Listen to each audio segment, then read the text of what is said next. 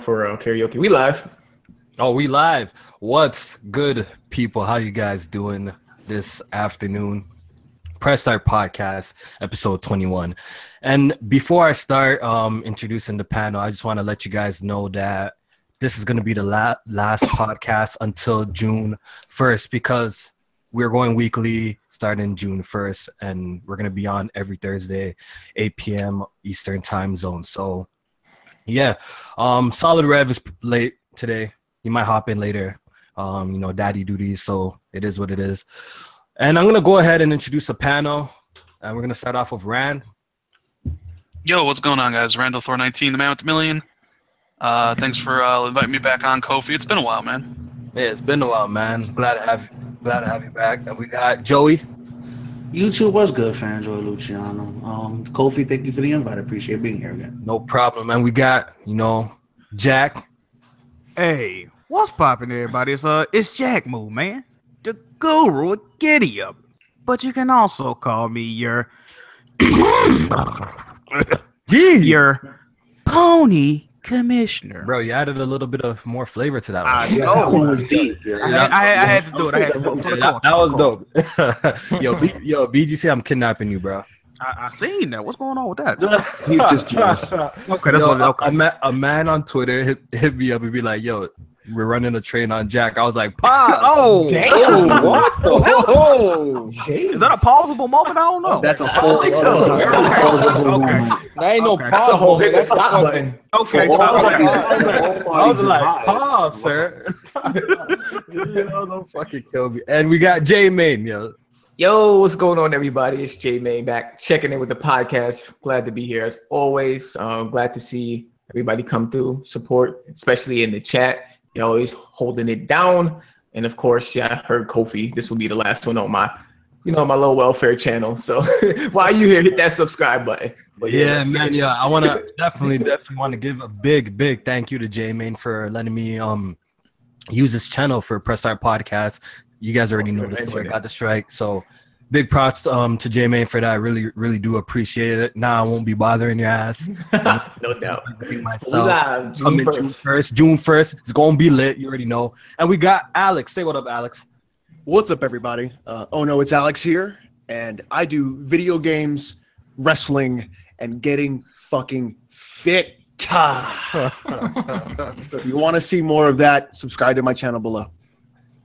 And we got Blaze 4K, the Santa Claus of the YouTube streets. What's up? Facts. What up? It's your boy Blaze 4K. Kofi, thank you. It's been a while. I haven't been on this shit since like a month or two, but I appreciate it. Yeah, definitely gonna have you on here back once we go weekly, So yeah, we got a good show for you guys today, and we're gonna start off talking about the new Assassin's Creed that got, leaked. Have you guys seen the images or the image? It was I think just I saw one, it. I think I right? saw it. Ryan, you seen that? Yeah, I saw it, and it's all 100% true. All the info stuff. That's all. I was told about all this stuff about 4 months ago, so all that info is correct. So you don't need to worry about it if it's a rumor because it's all true. It's all true. So You can raise a girl now. So it's taking place in Egypt, right? Mm-hmm. And naval combat is back, right? Because I know a lot of people were people like that about the old Assassin's Creed, especially Assassin's Creed 4? Black Flag. Yeah, Black my Flag. That's favorite probably, yeah, definitely like my favorite one as well, next to Assassin's Creed 2. So, yo, Jack, what did you think of the images? Are you excited for a new Assassin's Creed, man? Or are you not really with the franchise like that? Absolutely not. I am a renowned Assassin's Creed hater. And, I tried to play them back in the day, like Assassin's Creed 2. I watched my homie play all the Revelations, all the Assassin's Creed. I can't stand the story. I can't stand those games. Bring back Prince of Persia. That's all I want, bro. I just want a brand new Prince of Persia game. Yeah. They refuse to do it, man. I rate that. I can't even lie. Prince of Persia was hot. Man. Joey, man, you excited for the new Assassin's Creed? I'm not excited per se. I enjoy the series. I've beaten all of them. And it definitely needed a break. Syndicate was good, but I felt like it was a departure from the norm. And what kind of the fact that I don't like that it's going back. I wanted them to progress forward and eventually bring it into the future. and it's like they just hit the stop button and they went all the way back. Now they're in Egypt, and they're gonna regurgitate. What it makes me think is they're gonna regurgitate everything all over again and just keep on inching forward and then bringing it back. I'm not really excited for that. I'm interested to see what they're gonna do in terms of the story. If they're gonna still pick up the same Abstergo story or where they're going with that. Abstergo, sorry.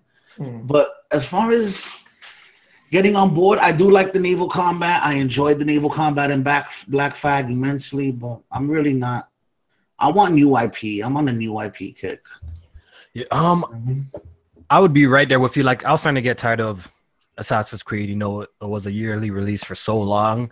I think this year break was actually kind of needed for someone like me. I actually kind of like the series. So this year break actually made me miss the game a little bit, you know. And the fact that I'm hearing this is supposed to be a reboot. Am I wrong? It's not a continuation, right? It's a reboot. The story? Right? Is it a reboot with the story, or is it not? Actually, I'm not even sure. So they're doing away with the Apple and the whole Mayan thing. Ryan, do you know? I'm not sure about the story elements of it, as if it's like a reboot or anything, but it does have a future aspect to it. It's not only just set in Egypt. There's also going to be a future setting. I don't think it's not going to feature Desmond Miles. So well, yeah, we know that because Desmond dead. Yeah, so I mean, who knows what they do with it? But I was told like part of the development cycle is they wanted to make Assassin's Creed more like Witcher 3. So that was kind of their goal, I guess, or one of their goals. So, if I may, real quick, what I meant by the future setting is I understand that in the other ones moving forward, you were in the future and then they stuck you in the Animus and you went into the past. I mean, when you're actually in the Animus, you see how they got into like 1860s London and stuff. I would have liked to see like 1920s Chicago and New York, the Mafia era and stuff like that. Like I would like to have seen that time or the Vietnam War era, like stuff like that. And like I'm still waiting for Japan. I was just about to say that. I'm still waiting for Japan. I was just about to say that. I feel like that would be extremely dope, but like in the samurai time period and shit.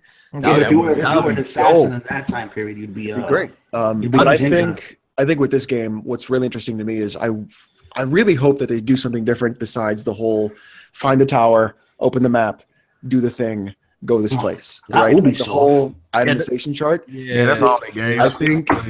I really think that if they do this reboot, they go back and they start doing the same thing again, I think we're just going to keep burning ourselves out, especially after playing a game like Breath of the Wild, where you have this incredibly crazy open world and they're really trying to reboot the series.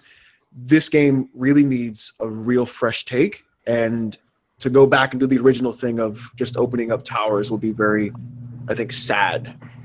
If they do that. Yeah. I wonder if they're gonna use the same game plan. You know, climb up the building, synchronize, eagle dive. I mean, even Zelda had that aspect, but of course, like y'all said, it had so much more to it. And it was so much different in Zelda where you were like, that looks interesting, let me go there, instead of like in Assassin's Creed 2 where you just had an entire map just full of icons and you had to just check off your list, you know? So I think they really need to take a page out of Zelda's playbook and see a different way of giving you an open world and a different way of having you explore as an assassin in that world, because having the same checklist is just going to make it feel very redundant, and it'll feel like, why'd you even take a year off? Yeah, that's why it was good to hear about the whole Witcher 3. You know, they're taking inspirations from that. So yeah, I have my own problems with Witcher 3, but I mean, that game could have been so much more if they just didn't use the billboard system and then made the world basically just a theme park. But they could do a lot more with that series, I think. And I really hope they take a chance, because that's a series that they can afford to take a chance on. Yeah, they definitely people want them to. Yeah, they definitely need to do something different with this one, with this year break. They can't come with the same formula. They have to do something new. Well, it's supposed to be their biggest Assassin's Creed, and I think multiplayer is back in it too. So okay. I know they removed multiplayer for the last couple ones. I want to say it's back in this one. Well, I'm not sure about that.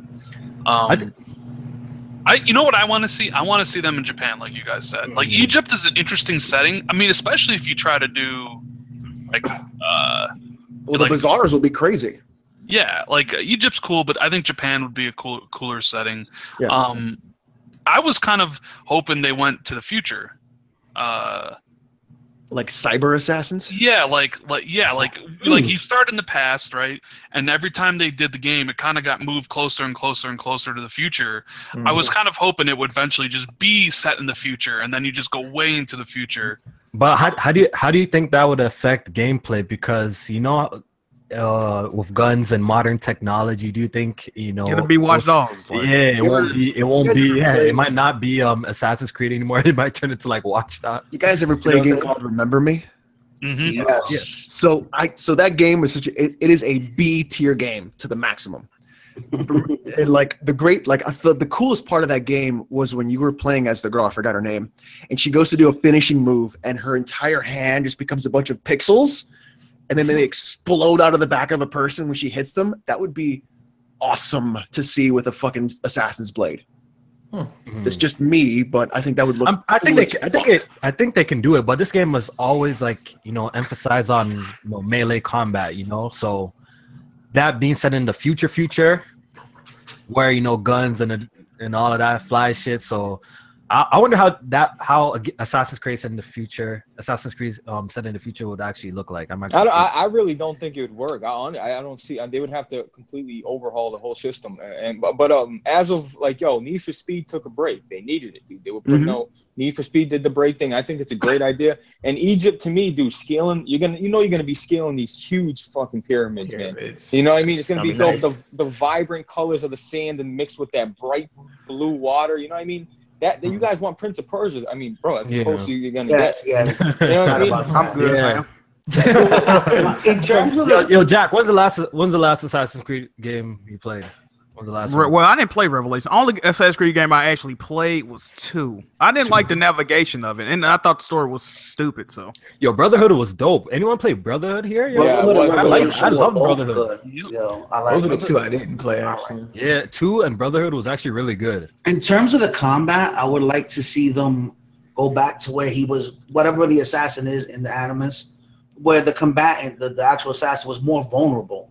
I remember in part 1 and in part 2, you were an assassin. You crept up, you made your kill, and you ran. If the guards were after you, you ran. Like, you didn't stand there and fight 20 or 30 people.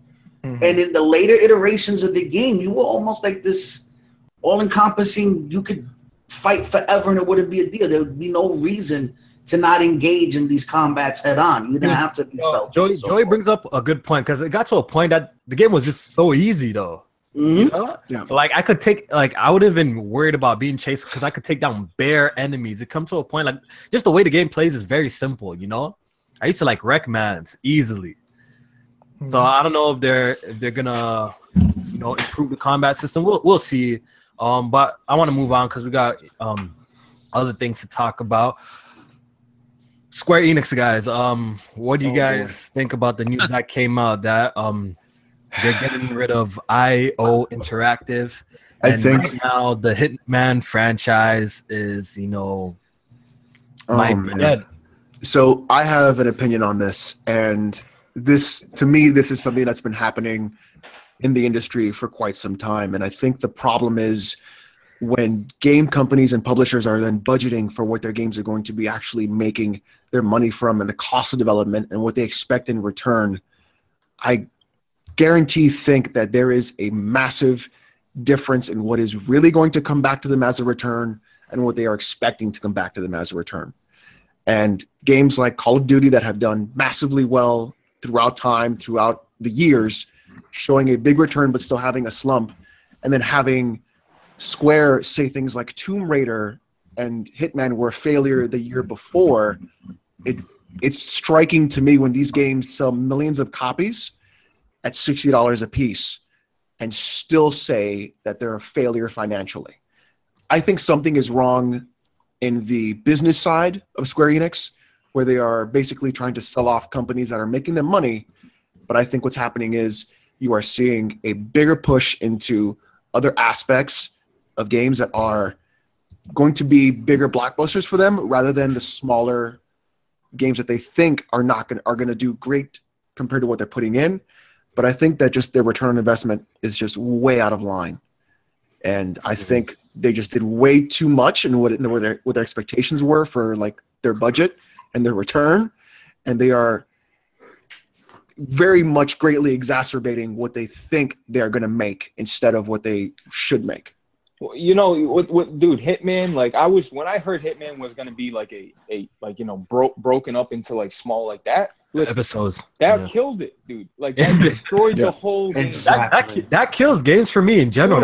There's two things that Exactly. kill my excitement. Two words: free to play, episodic. Those are the two things that I hear that just turn me off. Like, No, instantly. there are they're some looking really at great. Telltale games, dude. They're looking at stuff. Oh, that's a whole different type of game, dude. It's Yeah. a visual novel type shit. You can't do that, man. People are gonna forget about the game, not get invested, dude. I don't like that. Absolution was different. I like that. I like just making a I like a complete game. I want it. What's really interesting, one time. if you looked at that letter, they were saying how Absolution actually sold more, even though Yeah, in the wonder Hitman, why. even though it, like what people enjoy, Absolution was a terrible game. In the Hitman ethos, the new Hitman was far better, and it really sucks because this was a great idea that they had. And when you look at stuff like, and you can see the maps and you can learn the maps and you try all these different things, and then like the constant evolving enemies to target, like all the new stuff they were always bringing out to it. It was a very heavy investment ahead of time for content that you were only going to get drip fed throughout the year. And it I don't know. That was- shit's lazy. I don't want to play the same map and kill them with a frying pan, and then the next time kill them with a shoe. It's like, bro, just let me play a game with that. You know Yo, what I'm saying? Jack, how do you feel about the news, man? As somebody who's I would consider myself a big Hitman fan. You know, only ones I haven't played was the last one just came out. The reasons, being that it was episodic, it threw me off. And the original one that was a PC only game. I'm disappointed, man. I fucks with Hitman. Hopefully somebody buy the studio. I jokingly tweeted. I was like, well, it really wasn't a joke. I was like, I guess it's not gonna be no sequel to Hitman Go. A game that I fuck with that a lot of people like. And Square Enix Montreal actually tweeted me back, and they was like, we have 2 sequels, Lara Croft Go and Deus Ex. I'm like, no, no, Really? y'all. Yes, they did. I didn't even tag nobody. I don't know how the fuck they even saw it. They was like, no, y'all know what I'm talking about, man. They're searching up their name or some shit. Yeah, on they're probably Twitter. I guess so. name I and you guess can- so. It's a shame though, man. And at this rate, Crystal Dynamics might be next. Who knows? What was it? Deus Ex is gone. They're doing that Marvel game. IO Interactive is gone, so no Hitman. What else is gone from? But yeah, these are old friends. Look, people look at this and be like, "Oh man, this must mean single player is dead, or this must mean." But I don't feel it's like that because you're looking at really old franchises here. You know what I'm saying? So if these guys move on to like some new, like the developers of like you said, Deus Ex, they're moving on. So I think that's some good. Like, I don't know. Maybe these franchises are played out by now. You guys don't think so? I don't think so. I think these are very storied franchises. These are franchises people really care about. You don't think Hitman is played out, Jack? No. Well, honestly, I didn't play the last Hitman, but a lot of people are saying like that. Like everybody I know that played the game or have played the game, they love it. Like, so I mean, it's something to that, man. It's a So, beautiful. Jack, if Microsoft picked it up, what are you gonna do? Oh man, I fucks with Hitman. I don't know if I fuck with it that much though. I don't know. We'll see. Jack, you could always get a PC and come to the PC. That's true. That's true. Yeah. So, Ryan, what do you think about all of this? It's depressing, honestly. I mean, it's not just like the IO stuff, but the BioWare stuff and the Prey stuff. But look, I love Hitman, right? And I thought this Hitman was one of the best ones they did. Some of the maps on there were incredible. And what strikes me as odd is, so they're trying to sell off IO Interactive, and in the same breath, they're like, by the way, we've never had better sales or profits. So it's like, they're saying they're doing extremely well, and then they're like, but we need to get rid of this one company. And I kind of made the case for Microsoft to buy the studio because Phil's talked about this idea as Xbox Game Pass, kind of jump-starting single-player episodic games. And what better way to do that would be to buy IO Interactive and then the Hitman IP, and then just put the new Hitman games as launching as part of the Xbox Game Pass. But I think it's a sad day. It's like literally a sad day for the industry. Like, a single-player focused game that is extremely good is basically done. And who knows if Square Enix is even going to sell the IP along with whoever buys them. Square Enix might just decide to keep the IP and then never do anything with it. And then what is IO Interactive going to do? They're going to have to start something new with some other publisher. You know, like, who knows what could happen with that? Like, they may never make another game. Yeah, the worst thing. But games come and go though. Like franchises come and go all the time though. You know. Hitman a good one though, bro. Like Yeah. It is. I mean, this isn't like, you know, some shitty B tier game. This is Hitman. You know, this is Mass Effect. This isn't just like some fly by night game that somebody just made up. This is a revered franchise. This is a AAA franchise, and to see it, you know, not be adopted, whether it was because of the episodic format, which I think had a lot to do with it. It's depressing. It honestly is. You know, it's depressing when you see all this stuff about the single player things, which I'm sure we'll probably talk about later. But it's a sad day, dude. I'm kind of depressed about it. It'd be kind of crazy if THQ Nordic picked up IO. Thank you, Nordic. You know, someone who could see them picking up is like someone like Deep Silver, THQ Nordic, someone who probably needs a game for the portfolio. I just can't see Sony or Microsoft or even Nintendo wanting to buy a studio with all the employees. You know, like some other publisher will probably pick them up and make a game. Yeah, I really hope Square isn't going the route of the Konami, because that would be incredibly sad. I don't think so. I don't think so. They have too many IP. Well, have you ever noticed how much disdain Square has for the Eidos properties they bought a few years back? Like, they're always talking smack about Hitman. They always talk smack about Tomb Raider. They always talk smack about Deus Ex. But they never say anything bad about Final Fantasy or Dragon's Quest or whatever. It's always those westernized games. Like, there's something weird there going on. I don't know if it's a very strange company, I think, and you know, seeing them say that these games are not financially successful when they clearly are is what's concerning to me. Well, you know, a thing about that too is Square Enix, until a couple of years ago, they were on the brink of fucking going out of business altogether. Like they didn't have, and what saved them actually is the fact that who was that? I think Sony, like they had a deal like. Back when Sony was doing bad, Square Enix bought stock in Sony, and then when they sold their stock, like it helped Sony out, and then the vice versa happened when Square Enix was there about to go bankrupt. So that kind of pulled them out of that. But well, you know what it was? It was the Final Fantasy movie. Yeah, and then they That's always what broke them. Yeah, and then Rand is right. They always shitting on the Eidos properties. It's like, I don't know. It seemed like they bought them expecting them to turn the whole company around, but it really ain't doing that for them. So now they salty towards them. It's a weird situation. Yeah. Do you remember when Tomb Raider, like the reboot Tomb Raider, sold like 5 million in 2 months, and they were like, it's not enough. It's like, what do you mean it's not enough? They said it was not successful. And it's like, are you kidding me?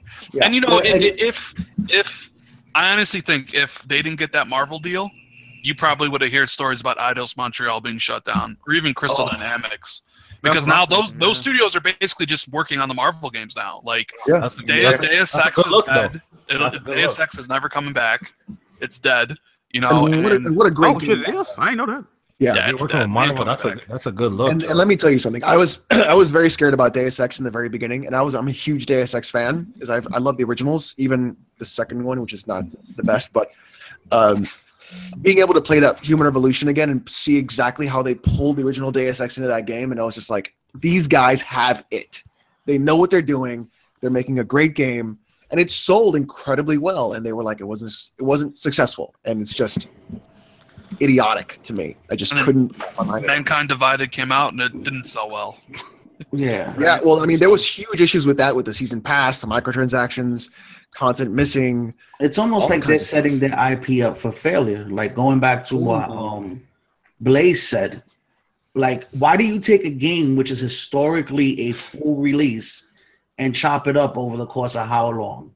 Like that definitely turned off people. Yeah, that turned off everybody here in this panel, and it turned me off. Like, I've been playing Hitman since PC, and never have I wanted to complete a mission and sit there and wait however many weeks for the next mission. Yeah. Like I've never wanted to do that, not once in my whole life. And they're doing that with Final Fantasy, bro. What's it called? I don't think. I think it's different. I think they're gonna give you games on a disc. You see how Final Fantasy 10 and 13 are with the parts? I think that's what they're going. Each iteration is gonna be. Yeah, it's not gonna be episodic, but I thought the 7th remake was episodic. No. The whole story is going to be in separate chunks. 3 parts. Like you're getting a whole three full games, release in the game. 3 exactly. Thank you. Go for 3 full. So it's a $180 game. Basically, pretty much at the end of the day. That's ridiculous. I'll just replay Final Fantasy 7. And so they set up this whole episodic deal. It killed the sales for it, and so now they can go, well, it didn't really do what it had to do. Now, when Absolution, which was a far departure from what Hitman was, sold more and so did better financially, that should have been a cue to them to at least, if they wanted to keep the franchise alive, to do something along those veins, right? But they didn't. And I think it goes back to when Jim Sterling said that these guys were not ready. They thought the gaming industry was going to die. They wanted to take a more mobile, more mobile approach. And I think that's what happened ultimately with Hitman. Now, in terms of Mass Effect, and that's another game where, it's sad to see it go, but look at what they did to it. I would have rather they never released Andromeda, however you want to pronounce it, and just left Shepard and them alone and let them ride onto the sunset like that. It's such a sad. Rand, I got a question for you. If Mass Effect Andromeda didn't come out the way it came out, do you believe that we'll be in the position that it's in now? Bro, it's not that bad of a game, dude. I'm just. It's not. I played it. It's not horrible, but clearly, it didn't live up to the standards. It didn't live up to his expectations. So, I mean, the reason, but if it did, my question to you, if it did live up to the people's expectations, do you think it would be in the position that it's in? I think if it sold well enough, they would continue to make it. I mean, a lot of these companies are just looking at it as strictly a business. Did we make money? If so, how much? Well, if you make money, what's the loss? Mass Effect Okay. was killed from the decision to basically hand over their huge franchise to a bunch of first-timers who had never made a full game before. Coupled with the fact that the memes before the game even came out killed that game, the tepid reviews as well. So now you have a situation where Mass Effect is dead. I mean, it ain't coming back. Randy, I've seen, this is going to sound really gross, but I've seen people make porn in Source Filmmaker look better than Mass Effect Andromeda. Like, for real. The animations are better in Source Filmmaker porn than they are in Mass Effect. Diffs in the Discord be looking better than Yo, Alex, what you be watching, bro? Hey, man, listen. I think Mass Effect. Overwatch. Overwatch is a really good fan base. Like after Mass Effect 2, it just seemed to I mean, there was only 2 more after that, right? There was 3, which each one was a further departure from the one before it, right? Whereas in Mass Effect 1 is the best RPG in the whole series. Mass Effect 2 is the best game. Mass Effect 3 is like a running, I don't know what Mass Effect 3 was. It was like Call of Duty meets Mass Effect. And then now what this game was, which, oh Jesus, it was painful. Because I played the first, I had the EA access, but I have it for PC, Origin access. And I was sitting and I'm playing this game and I couldn't believe what I was watching. And then it was just like I got through what they allowed you to play on the PC, and I was like, no, I don't want this. I don't want it. And I never thought, one of the biggest things for me when Mass Effect 3 was coming out was the fact that I had to buy it on the Xbox 360 because I had to complete my whole work from the original. I had to see that all through. And that was one of the greatest things.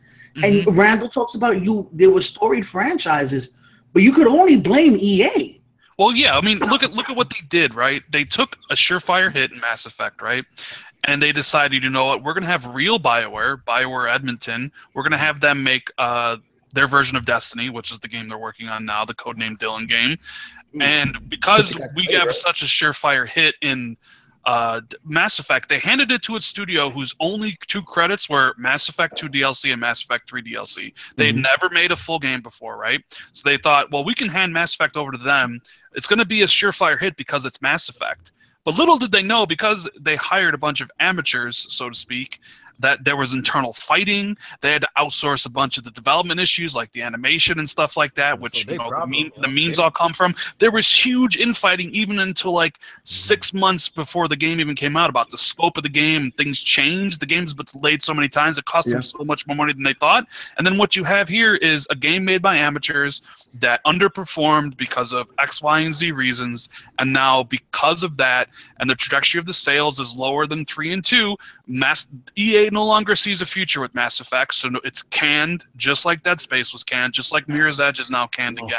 Bro, Dead Space never coming back. Yo, Dead Space needs to come back, bro. I mean, I've heard rumors that Dead Space will come back, because EA does like to throw its consumers a bone here and there to make it seem like they are actually listening. So I wouldn't be surprised if you see Dead Space 4 in a couple years, but then never another.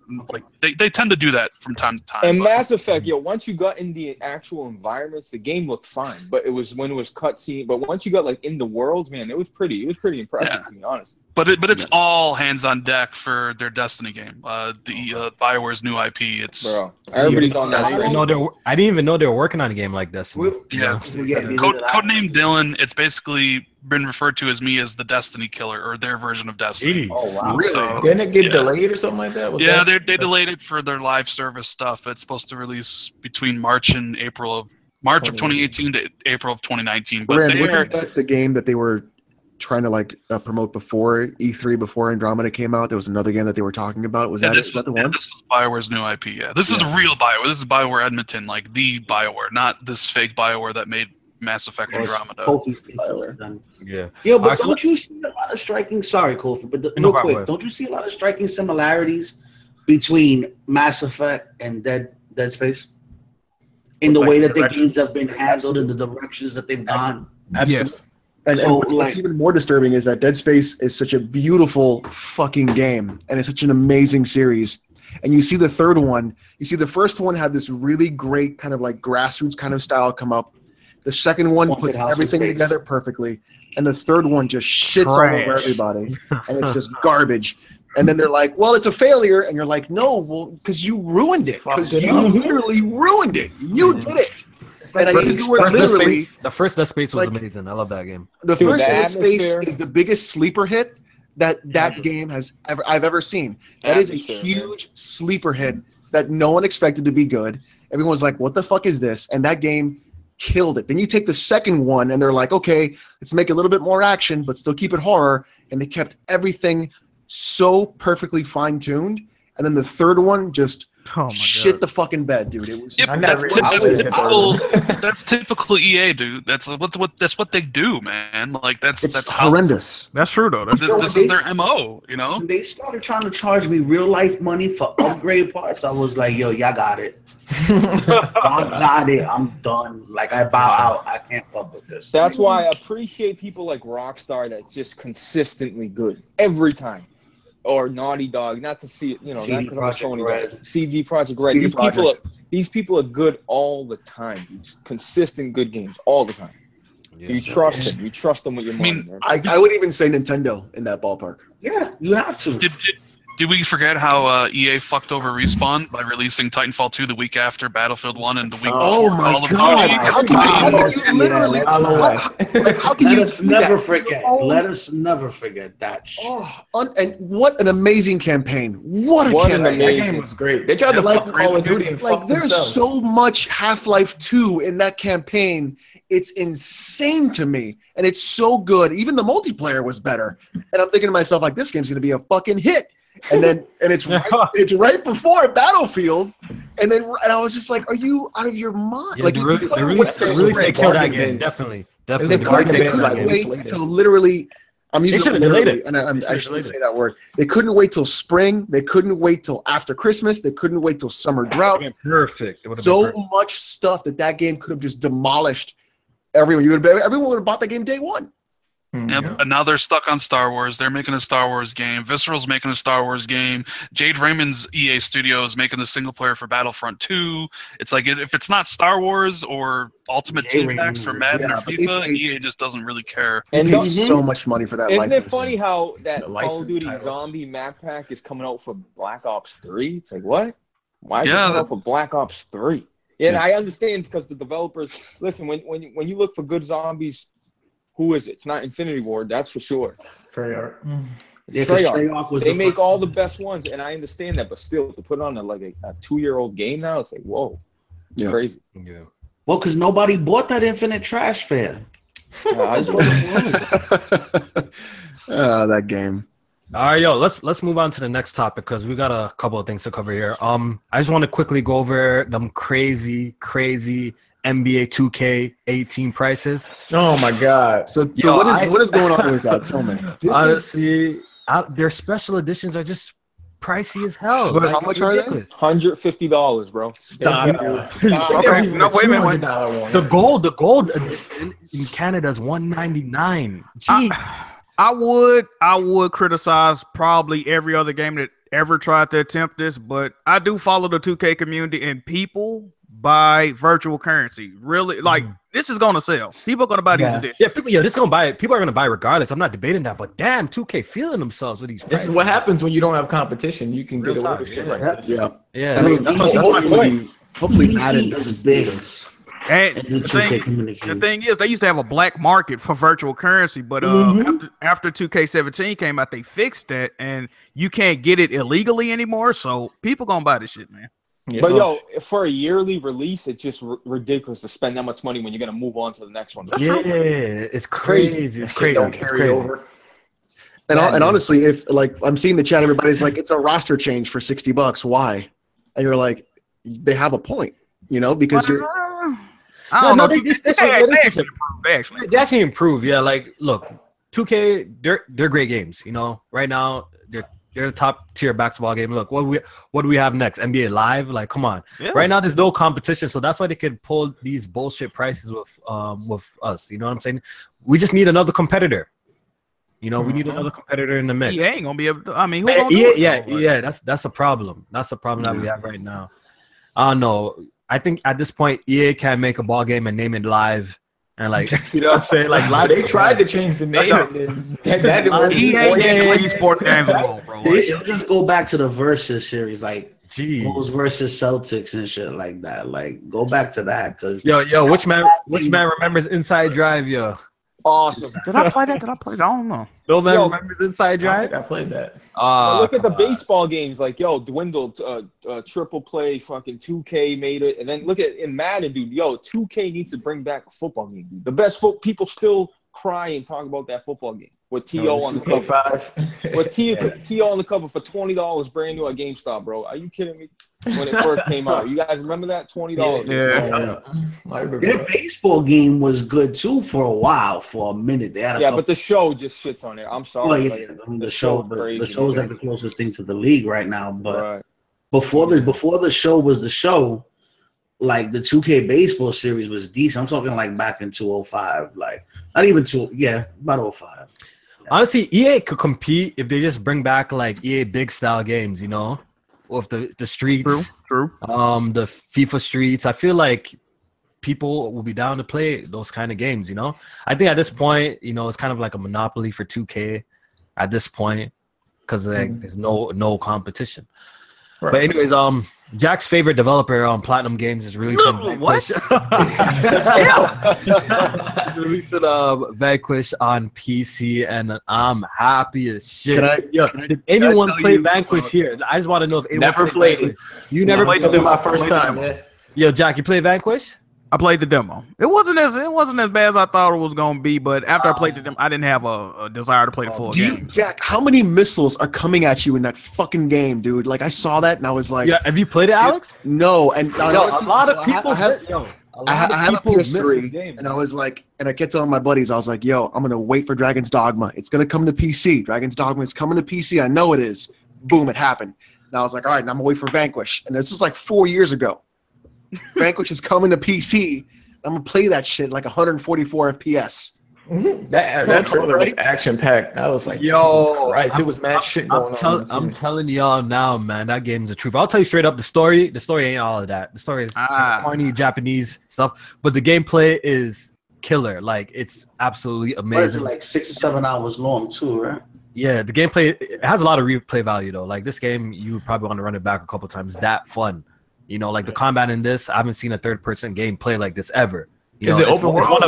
It's one of a kind. No, it's not open world. Oh, it's really good though. It's really good. Like you're getting it on PC, right? Yeah, I'm on PC. All right, so you'll know what up. And if you got Bayonetta on PC, you get 25% off. So I thought that was pretty cool that they did that. The pricing is absolutely right. You know, they're really doing their thing. What's the price? $20. $20, and if you have Bayonetta, it's 25% off. So I think that's amazing. You know, it's a fun game to play if you haven't played it and you want to like warm up to the kind of game that Vanquish is going to be. Play Binary Domain. Oh, okay. I tried that. I didn't like it. That game is the Japanese Gears of War, and I'll tell you this. I fucking love how those robots just break apart when you fucking shoot them. It's so perfect. Yeah, that was great. I didn't like that game, yo. If you think that was cool, then your mind's about to explode when you play Vanquish. I can't wait for Vanquish. It's gonna be so fantastic. The bullet time and that shit's amazing. You could doing like a boost slide, slow down time. You know, it just the game plays so well, and I'm just so happy that the frame rate is unlocked. You're playing 60, supports 4K. It's gonna be dope, man. I can't wait. It's probably my most anticipated game of this month, and it's a fucking remaster or just a port. It's coming out this month, May 25th. May 25th. So I'm really excited about that. I was really asking for this. And Ren, real quick, you tried Vanquish before? Love Vanquish, dude. Love it. Amazing, right? Yeah. No bullshit, bro. The gameplay is absolutely amazing in that game. Yeah, it's one of that's what happens when Platinum has their A team work on a game and not one of their other two studios or two teams or whatever. You get a masterpiece like Vanquish or a masterpiece like Bayonetta. Yeah, games. I really recommend it. If anyone watching right now got Steam, pick the game up. Just go buy it. It's gonna be such a good game. I bought that game so quick, yo. Dude, as soon as I seen the tweet, bro. I'm like, dude, the Discord. It was in the Discord. You were like, "Hey, Alex, Vanquish is out," and not 2 seconds later, he bought it. I bought that game so quick, and I wouldn't be hype. If the game wasn't good, I wouldn't be praising it like this. The game's really good. The story's all right, but the gameplay really makes a Japanese game. Yeah, it's kind of corny a little bit. But the gameplay really makes up for it. No boost, no bullshit. All right, so let's move on. Actually, I want to, since we're talking about Vanquish, Sega's been doing some right things, Like, do you guys like the route that Sega's going right now? Because how they're re-releasing these old classics on PC. I think it's a good look for them, and it's probably gonna make them a lot of money. Because where's Shenmue 1 and 2 at though? What you say? I said, where's Shenmue 1 and 2 I at, know. though? That's why I tweeted them next. They should really HD remaster those games because I think it's actually coming. I actually think it's coming. I need that on PS4 though. Consoles ain't even got it yet, so I think it's coming, not to PC, but maybe it's gonna come as a collection to go alongside Shenmue 3. I think they're probably just timing it until the release date for that game is closer. I think it's actually coming. Be working on it. I would flip my shit downstairs, bro. Like, oh my god, Shenmue is an amazing game. I only played the first one. I only played the first one on Dreamcast. Me too. I never got to play the second one. Yeah. Damn. Even though I had an OG Xbox, I never got to play. Oh, you had an Xbox. Yeah. I know I should have got it, but I never got to play Shenmue 2. I played the first one on Dreamcast. That shit was crazy back then. I was actually that shit was the heavy that shit was the heavy rain back then, like the OG heavy rain back then and shit like that. I like honestly, I'm still waiting for Total War Warhammer 40K edition because I love the Warhammer franchise. It's so fucking good. If you haven't played Warhammer, you don't know anything about it. You should play those old games, but they're doing the Total War Warhammer right now. But I'm really waiting for the 40K to come in because 40K is just giant 8-foot-tall space marine dudes who just rip orcs apart with their bare fucking hands. I haven't checked out any of those. It's so good. Like the old war. Like there's so much like. Yeah, I love Total War Warhammer. Oh, Total War Warhammer. I think there's a Warhammer game that came out on the consoles. Space Marine, actually. Yeah. So Space Marine is a great fucking game, and you feel like a goddamn god when you're playing Space Marine. It is so good. If you have backwards compatibility, just go play that fucking game because it is that fucking good. You have a hammer that is like Thor's hammer, Mjolnir. You just fucking smash everything, and it just explodes in blood and guts, and orcs are screaming at you. It's fucking great. Anybody buy Prey? Am I the only idiot that bought Prey? No, I bought for a price drop. Yeah, we'll get into that. We'll get into that just now. I just want to talk about something real quick. You see how Sega's bringing back these old games. I just want to quickly. It made me think that like, yo, Capcom is sitting on so much IPs, like classic games that they could re-release and make bank, but they're only re-releasing like Resident Evil. So I just wanted to go around quickly, like, what classics would you like to see Capcom bring back as a remaster? Yeah, Jack, what would you like?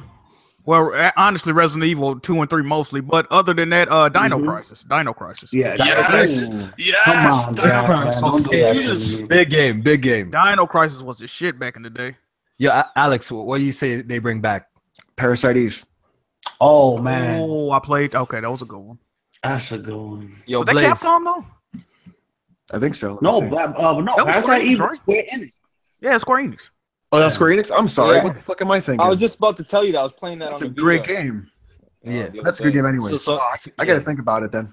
All right, Dino Crisis for show, man. For Yeah, Dino Crisis. Dino Crisis. Joey, what would you like to see them bring back? Capcom, if they're gonna bring back some games, what would you like to see? Well, since Jack took my Dino Crisis, I'll go with Beautiful Joe. Another classic. Look, like they sitting on gold, yo. Ryan, what would you like Capcom to bring back besides Resident Evil? I mean, Dino Crisis or Beautiful Joe. All right. Well, Devil May Cry. Devil May Cry. Okay. Well, yeah. Yes. Nah, I don't know how Capcom broke, eh? Like, I really don't know how they be broke because, yo, they got rival schools. You know, they got Beautiful Joe. I got you. I love rival. Alex got one. Final Fight. Final Fight? I don't remember. I don't remember. You don't remember Final Fight? Final Fight was that. I don't want to curse, but it was that. Final Fight was good. Yeah. Final Fight's real good. Yo, they got Mega Man. Like, yo, they're sitting on pure gems. Like Capcom got some. They got Deep Down. You know? Deep Down. They had Deep Down. Deep Down game is Deep Down. Where is it? What was the game that came out that's kind of like Deep Down? Is it Damn, Yo, that game sold me on PS4. It came out on the PS3 and the 360. A lot of people, when they revealed Deep Down, thought it was a sequel to this game. Man, I can't think of the Dragon's Dogma or whatever. Yeah, Dragon's Dogma. That's a great game too. Yeah. If you can play Dragon's Dogma, play it. I put in a bunch of hours on the console, and I got it on PC, and it's fucking great on PC. Yeah, man. So I was just thinking that. People were saying Aladdin remaster in the chat. Hey, Aladdin was that shit too. Yo, the one on Sega Genesis. The one on Sega Genesis. That one was the one. That's the only one you would. That's remaster. the only one you need to one. play. The Genesis one, yo. That game was hard. Yo, that game was hard as hell, bro. Aladdin game. I couldn't beat that shit, bro. Yeah, that was actually a good platformer back. I remember I couldn't beat that. I was too young. I wasn't skilled. I think we all were. I played. I used to sit down in one sitting that whole game, yo. Oh man, beat that shit. Mad times. That shit was hard. I used to be broke. If I had a game back in the day, I used to have to play it till the label came off. Yeah. I feel that. Yo, my household was the same, man. I watched my bros beat Sonic 2 like a million times, bro. Mm-hmm. Real talk. Yo, Sonic 2. Mortal Kombat 2 and Michael Jackson Moonwalker, yo. We used to get that magic to run, bro. Yo, that game was hard, bro. Yo, nice having this. That game was when hard, you would catch the shooting star in the cemetery. Yo, that game was hard, bro. Yo, that game was lit, yo. All right, yo. So let's quickly talk about Prey. Anyone here try Prey? I tried the demo. The demo, yeah, that's about it. And as soon as I played the demo, I knew I needed to play the game on PC. Yep. That's exactly how I felt. You would try playing it on the PS4 and was like, nope, gotta play this on PC. Yeah, that game. The enemies move so much faster than what you need for a controller. You can't play it with a controller. It's just there's so much, and there's PS4 input lag. I don't think Blaze, you were having any issue, or Blaze left. Yeah, Blaze did. I don't know what happened to Blaze. Oh, man. I was gonna tell him because Blaze was like he was probably like the only person that didn't have any input lag, but I saw a lot of PS4? input lag. Yeah. Wow. Oh, no, the input lag. No, there was So- no input lag on the Xbox version. Yeah, No, Xbox there is isn't. good. Yeah, that's what I That's heard. the one I That's- It just looks horrible on the Xbox. But it doesn't matter if you're playing on PC or anywhere. That's not going to make the combat any better. Yeah. It'd be smoother on the PC, I would think. The mouse. Yeah, I mean maybe, but it's just that's the smoothness isn't really the problem with the combat. It's just not really. It's just the ability of trying to like pin them down and then glue them up and then shoot Brand, them I think off. I heard you in the podcast. You're actually fond of this game. A lot of people have been giving this game yeah. a lot of hate, but you seem like you like I it. love every aspect of the game except the combat. The combat truly holds the game back from being one of the all-time great immersive first-person shooter sims ever. What's that? The combat for Prey. Prey. Yeah. Well, I beat the game. First playthrough was 30 hours. Did everything in the game. The true star of the game is the space station you're on. It is so finely detailed and all the different things you can explore. I literally would come to a new area and go everywhere else except where the main objective was pointing me. That's how I play those type of games. I read all the emails. I read all listened to all the logs and stuff. Just like kind of just immersed myself in this experience. And I loved it. And it just, the more I played, the more I wanted to play. But it was just like, man, I wish the combat was better. It's holding the game back from truly being great. Randy, I played it and because I played the demo, so like the first hour was a little painful. I'm like, oh, I've done this before, So once I got to like open space and I was like searching corpses and stuff, I'm like, wow. And I got the laser gun, dude. And I got back in. I just wish there was different. I wish there was human enemies, like just a different enemy other than just like the flubber. But I'm enjoying it so far. Real talk, I'm enjoying it. I got like 8 hours, but it like you can explore everything if you got enough strength. You can pull boxes and loot everything. It's pretty good, yeah. Well, it's very much. It's like BioShock and Deus Ex had a baby, and this is the game. I said that. Basically that.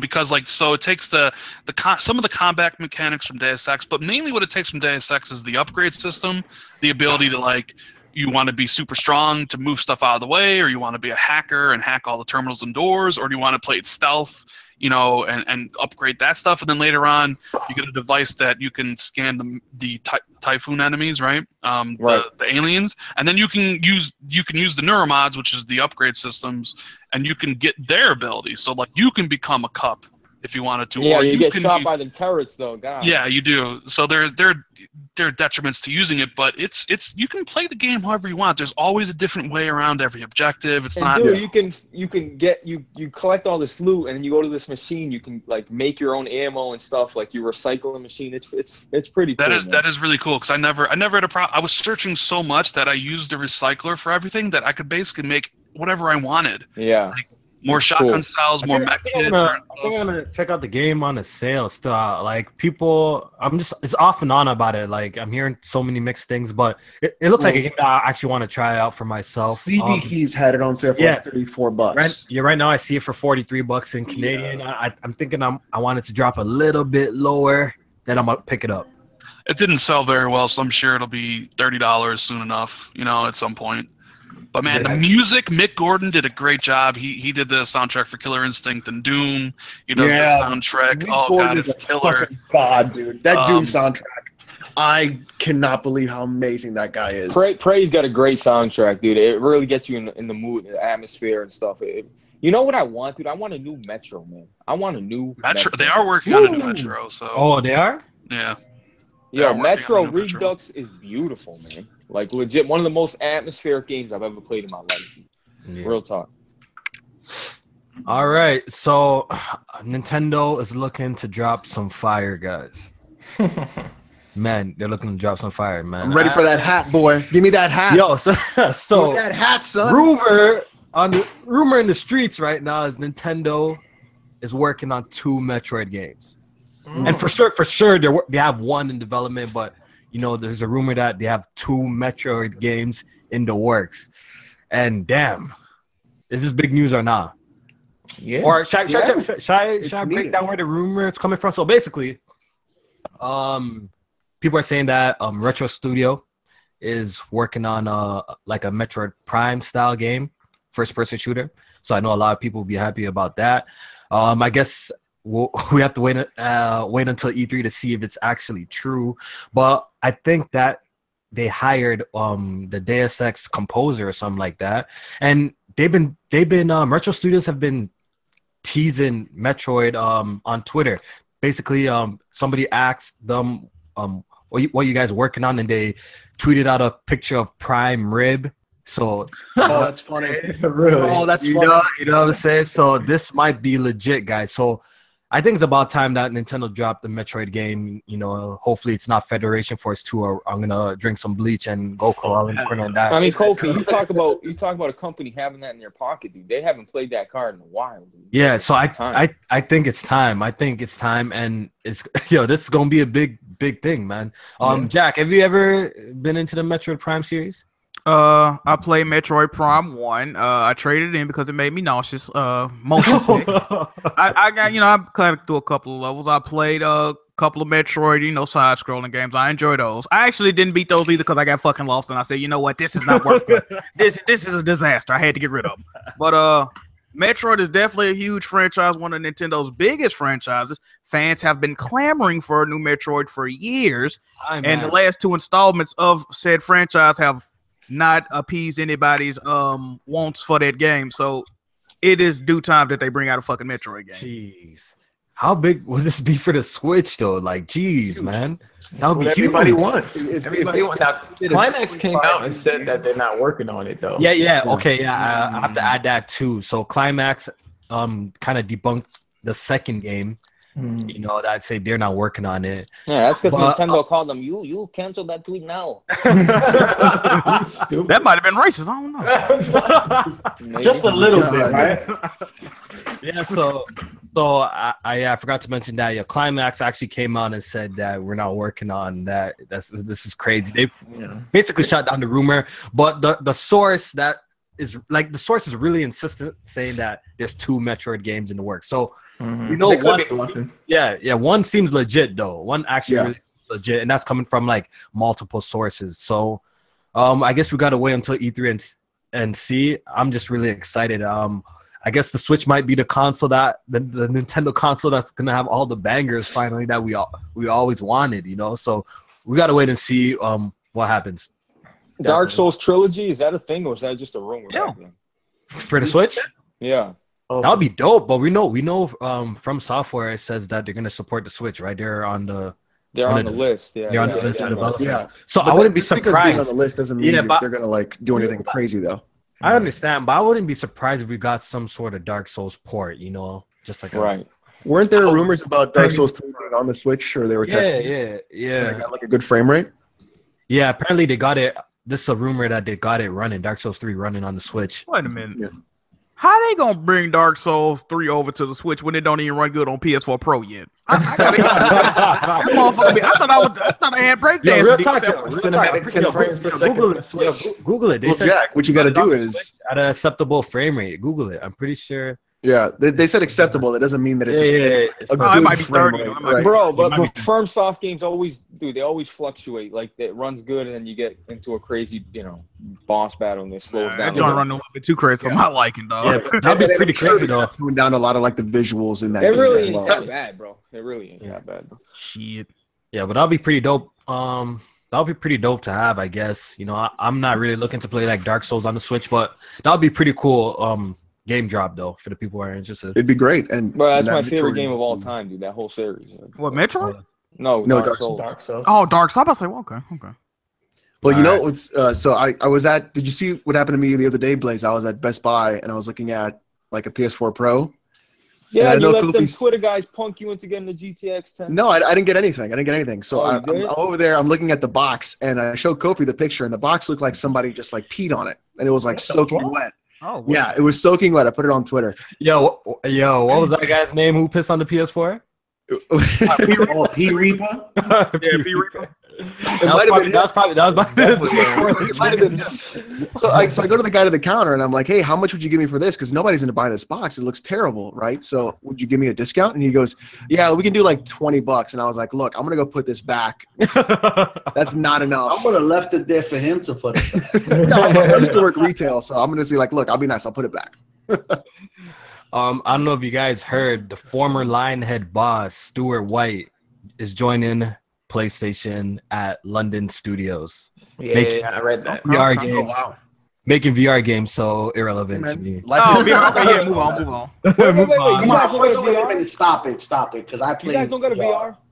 Yeah, I had an Oculus. I had an Oculus for 5-6 months or some shit. That shit's irrelevant. You actually bought an Oculus, Kofi? Yup. Why would you waste your money? Yo, VR porno's lit though. It really was though. Like I'm not VR bullshitting. for It actually gaming, really was. I think is still way too expensive and it requires way too much horsepower. Farpoint is the game. That's the last Farpoint, though, it's good. Yeah, man. Check out my Resident Evil 7 VR gameplay. I've been playing that game. I saw that. I've been playing that. First of all kinds of bitch be coming out of me when I play that. I'm not gonna lie. Yeah, like I got mine. footage up. I'm like, like yo, I'm legit, yo. Bro, I But, got the same footage, Joey, with Solid Rev fucking lying to me saying there was shit around the corner, bro. I was like destroyed that whole stream. Yo, that game in VR is nuts. Dude, the shooting is better than on the dual. Well, yeah, because it's head tracked. It's head Not only tracked. that, the sound, the 3D audio, the atmosphere, the Yeah, stop it with this noise, bro. VR. Yo, my man. They gassing it up. They gassing it. Nah, that shit. Watch my Bro, footage. this ain't 3D, Kofi. Kofi, this ain't no This 3D is gimmick. This is here to stay. Bro, how you telling me, bro? I had an Listen, Oculus. when I open up shit, when I open up a drawer or a refrigerator door or something, I can stick my head in it, look around. Yo, you know how many items? You know how many items I found by ducking and looking in the crevices and stuff? Like, yo, you legit 100% in this environment. Yeah, With you the are, 3D audio, I play it, 3 o'clock in the morning. I can't tell if the light's on or not because I'm in the headset. But I legit have to stop playing after a while, not because of fatigue or not because I can't take the anticipation or what's coming around the corner. I legit get either disgusted or tired or spent. Like, yo, there was one section I was going through where I was like, I can't. Like, they just kept coming. Pause. They just paused. They just kept coming and coming and coming. And I couldn't. Like, I'm down to a knife and I'm swinging on a knife and it's like, get away, yo. It's crazy. The worst is when like your girl walks and you got the helmet on and she's just sitting there staring, not saying a thing, and then like Watching you scream like a little. The one thing I noticed was the Yeah, game VR was be paranoid like that, bro.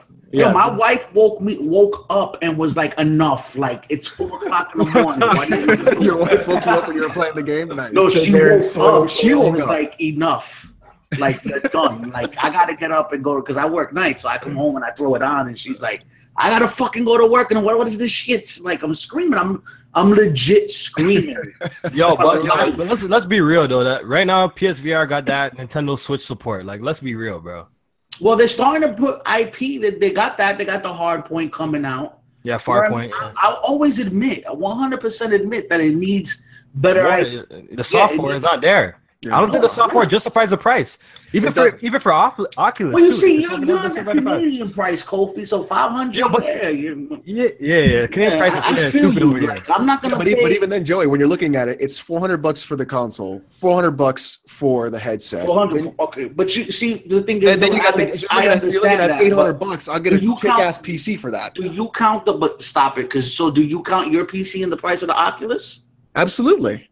All right, then to be fair, but I already have the console, so I'm not looking at it. Because for the Oculus, you need at least a 1070 minimum for that thing. All I'm saying is, like, I feel like the support is not there still. Like, shouldn't games be dropping a little bit more frequently? I'm not going to disagree. Device I'm not disagreeing with you, but when the thing came out, right? First of all, according to Sony, they have hardware constraints, right?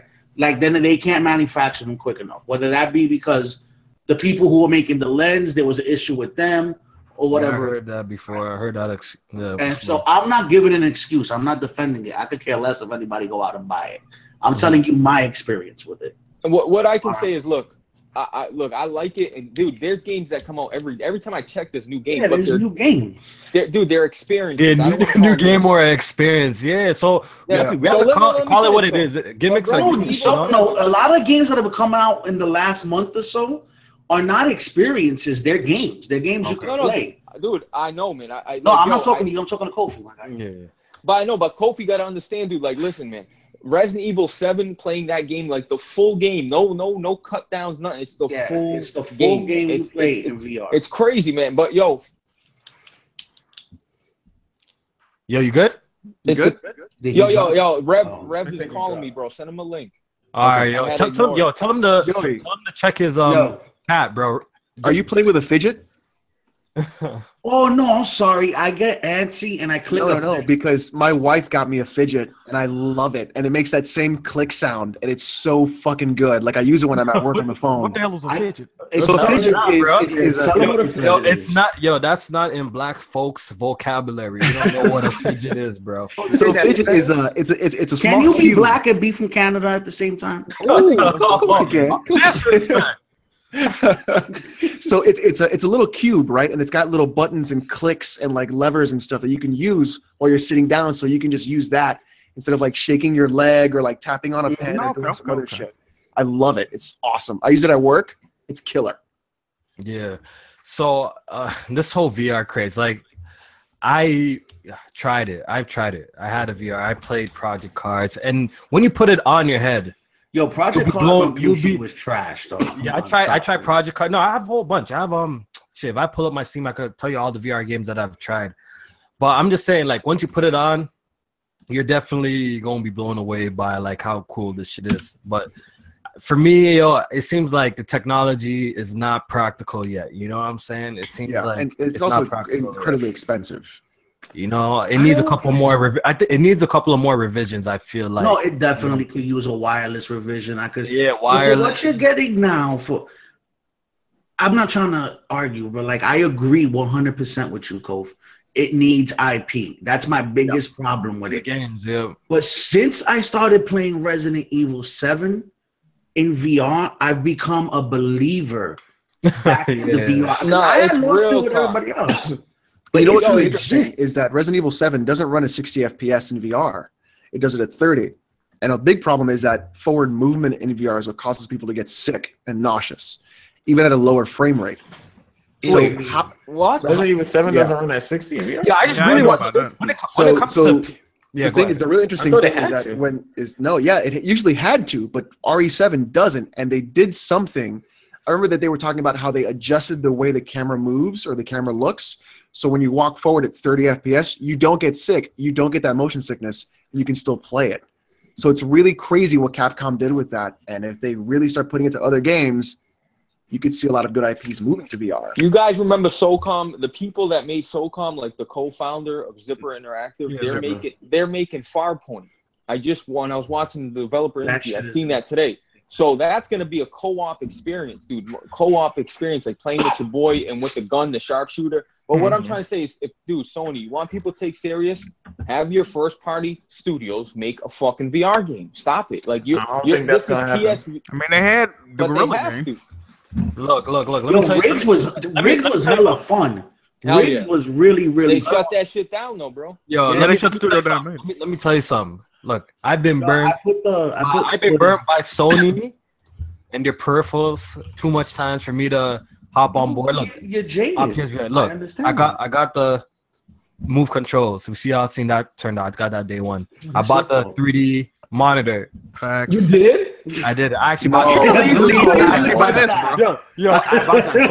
bought that. Bro, what do you unboxing? Who bought that shit? I bought that shit, bro. Bro. This on you, bro. Why would you buy that monitor? You should have bought the finesse protection. I got finesse. The finesse protection. I bought a PlayStation Vita. I feel finesse for getting the Vita. I don't care what you guys say. Oh, bro. The launch store of the Vita was the first couple of years. Yeah, the first 2 years, and after that, I felt extra finessed with the Vita. You know, so wow. That was the last year. I'm like, Sony, you gotta show me the support before I hop on one of your peripherals, So I be getting finesse, bro. No, the Vita. So this time I'm not getting finesse. That's why I'm like, I tried the Oculus thing. You know, I sold it for, I got a little bit of my money back. So I'm cool with the VR until, further notice. But I got finesse too much time, bro. The chat's saying throw them some dollars and she's just throwing money away. I got a PayPal link in my description, please. You is definitely the finesse king, bro. Sony been finessing me. So You bought Virtual Boy too, didn't you?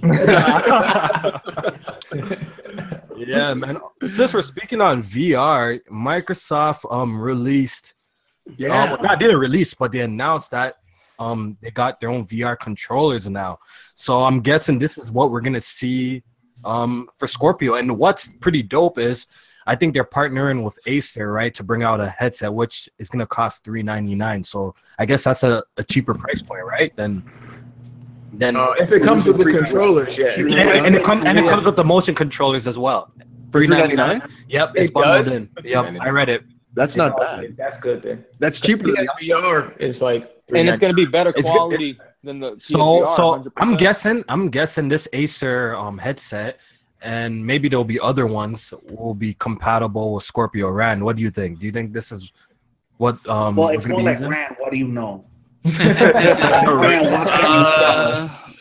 do you think? What do you think about these motion controls? I think they're going to allow a lot of different headsets to work with the system, but I think it's a mistake because I think VR is not going to have any legs because it's too expensive. And like the issue is like you're going to have this headset for $400, but what are the games you're going to play on it? The games, man. Yo, Microsoft is not even dropping regular games. I mean, Microsoft has a problem making own exclusives that are non-VR. So like, Look, I would rather just prefer Microsoft steer clear of the VR stuff. Like I think it's a little bit too early for the technology. It's still way too expensive for what it offers. But I wouldn't be surprised if Microsoft like allows a lot of different versions or a lot of different headsets to work on Scorpio. Yo, bet that they're not gonna have a headset at at E3 showing it off. I bet anyone they're gonna show off some VR shit at E3. I think they'll show something, but not a headset. And not like their own headset, but like they're gonna show, this is how VR games are being. They better fucking show games, bro. I would not be surprised if they do that. I would be. You would be surprised? Yeah, I mean it's not the time for that. The fact that they announced these they need to focus on just the one thing they got coming out now. And that's but you know they're gonna they said that the Scorpio is gonna do high fidelity VR. So Kofi, they already did show VR headsets technically, like that Microsoft conference, like when they showed Beam off and shit, the streaming service. I don't know if you ever watched that. I think I watched parts of that shit. Yeah. So, Rev, send the link, dude. He said he'd be home in 2 minutes. All right, yeah. I sent the link to him. So I'm just not sure VR is the way to go. I think Microsoft shouldn't. Look, they've backed away from those things. They removed all the mentions of the VR fidelity from all that stuff. Yeah, they removed it from. I mean, it still will support it, but like it's removed from all the advertising and stuff like that. Basically, because like VR's struggling. Cliffy B had talked about it a couple weeks ago. I mean, I know Sony. I think they shipped 375,000 in the first quarter of this year. It's just not moving right now. Maybe the last numbers I think we're close to 1 million like now. Yeah, 1 million. Even then, do you think they recouped the cost for the development of that? I don't know. I'm not privy to what it costs for them to make it. So I don't think it's expensive shit. Research and development for the PSVR must have cost way more. They probably need more than 1 million sold. To remember when Mark Zuckerberg bought Oculus? And they asked him how long till you thought VR would be mainstream. He said probably 10 years. Yeah, we're on year 2, so it's definitely early. Yeah, but Kofi, you got to think. You said those move controls you got finessed. I didn't get finessed. I kept them, and guess what? The VR. I'm like, I got my move controls. And then the PS4 control. The camera's right there. They didn't have to really change nothing. They're using the camera. It's really a bootleg setup, but like they made it work. Yeah, it works. What I'm trying to that's what I'm trying to say. When people say it's expensive, to me, expense is relative. What somebody's willing to pay $3 for, or somebody will pay $30 for. Nah, Joey, come on. There's a general consensus for the. No, but see, you gotta look at it differently too. For you, it's extremely expensive in Canada. I get that. For me, $3.99 here is not expensive, bro. It's not for me. You understand? So when I went and I paid it, it wasn't expensive to me. That was for the bundle? That was for the bundle or just the headset? No, for the headset. Because I had the other stuff. Okay. And so, no, bullshit, because I had to buy Move controllers. So actually, I bought the pack of Move controllers, I had the camera, and I bought the headset.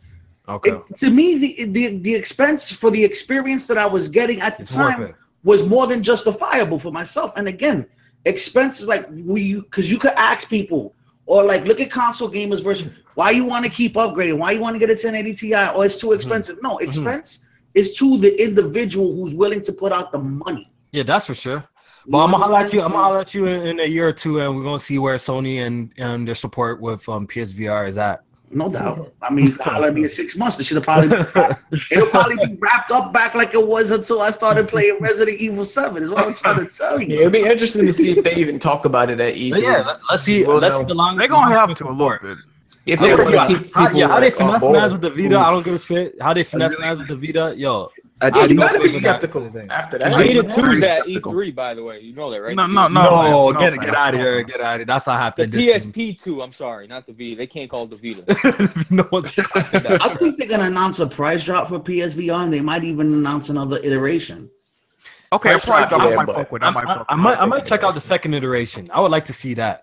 That's what I think that's what everybody's waiting for in just VR in general, because even the HTC Vive is just expensive, right? And you need a fucking mansion to play it. So it's not just a mansion. Doesn't that one seem like it has the coolest shit though? It does. The hollow deck and all that shit. Like, yeah, but the thing is, the problem is, well, with research and development, Kofi, when you were talking about that, Valve is actually taking up a lot of the cost for R&D.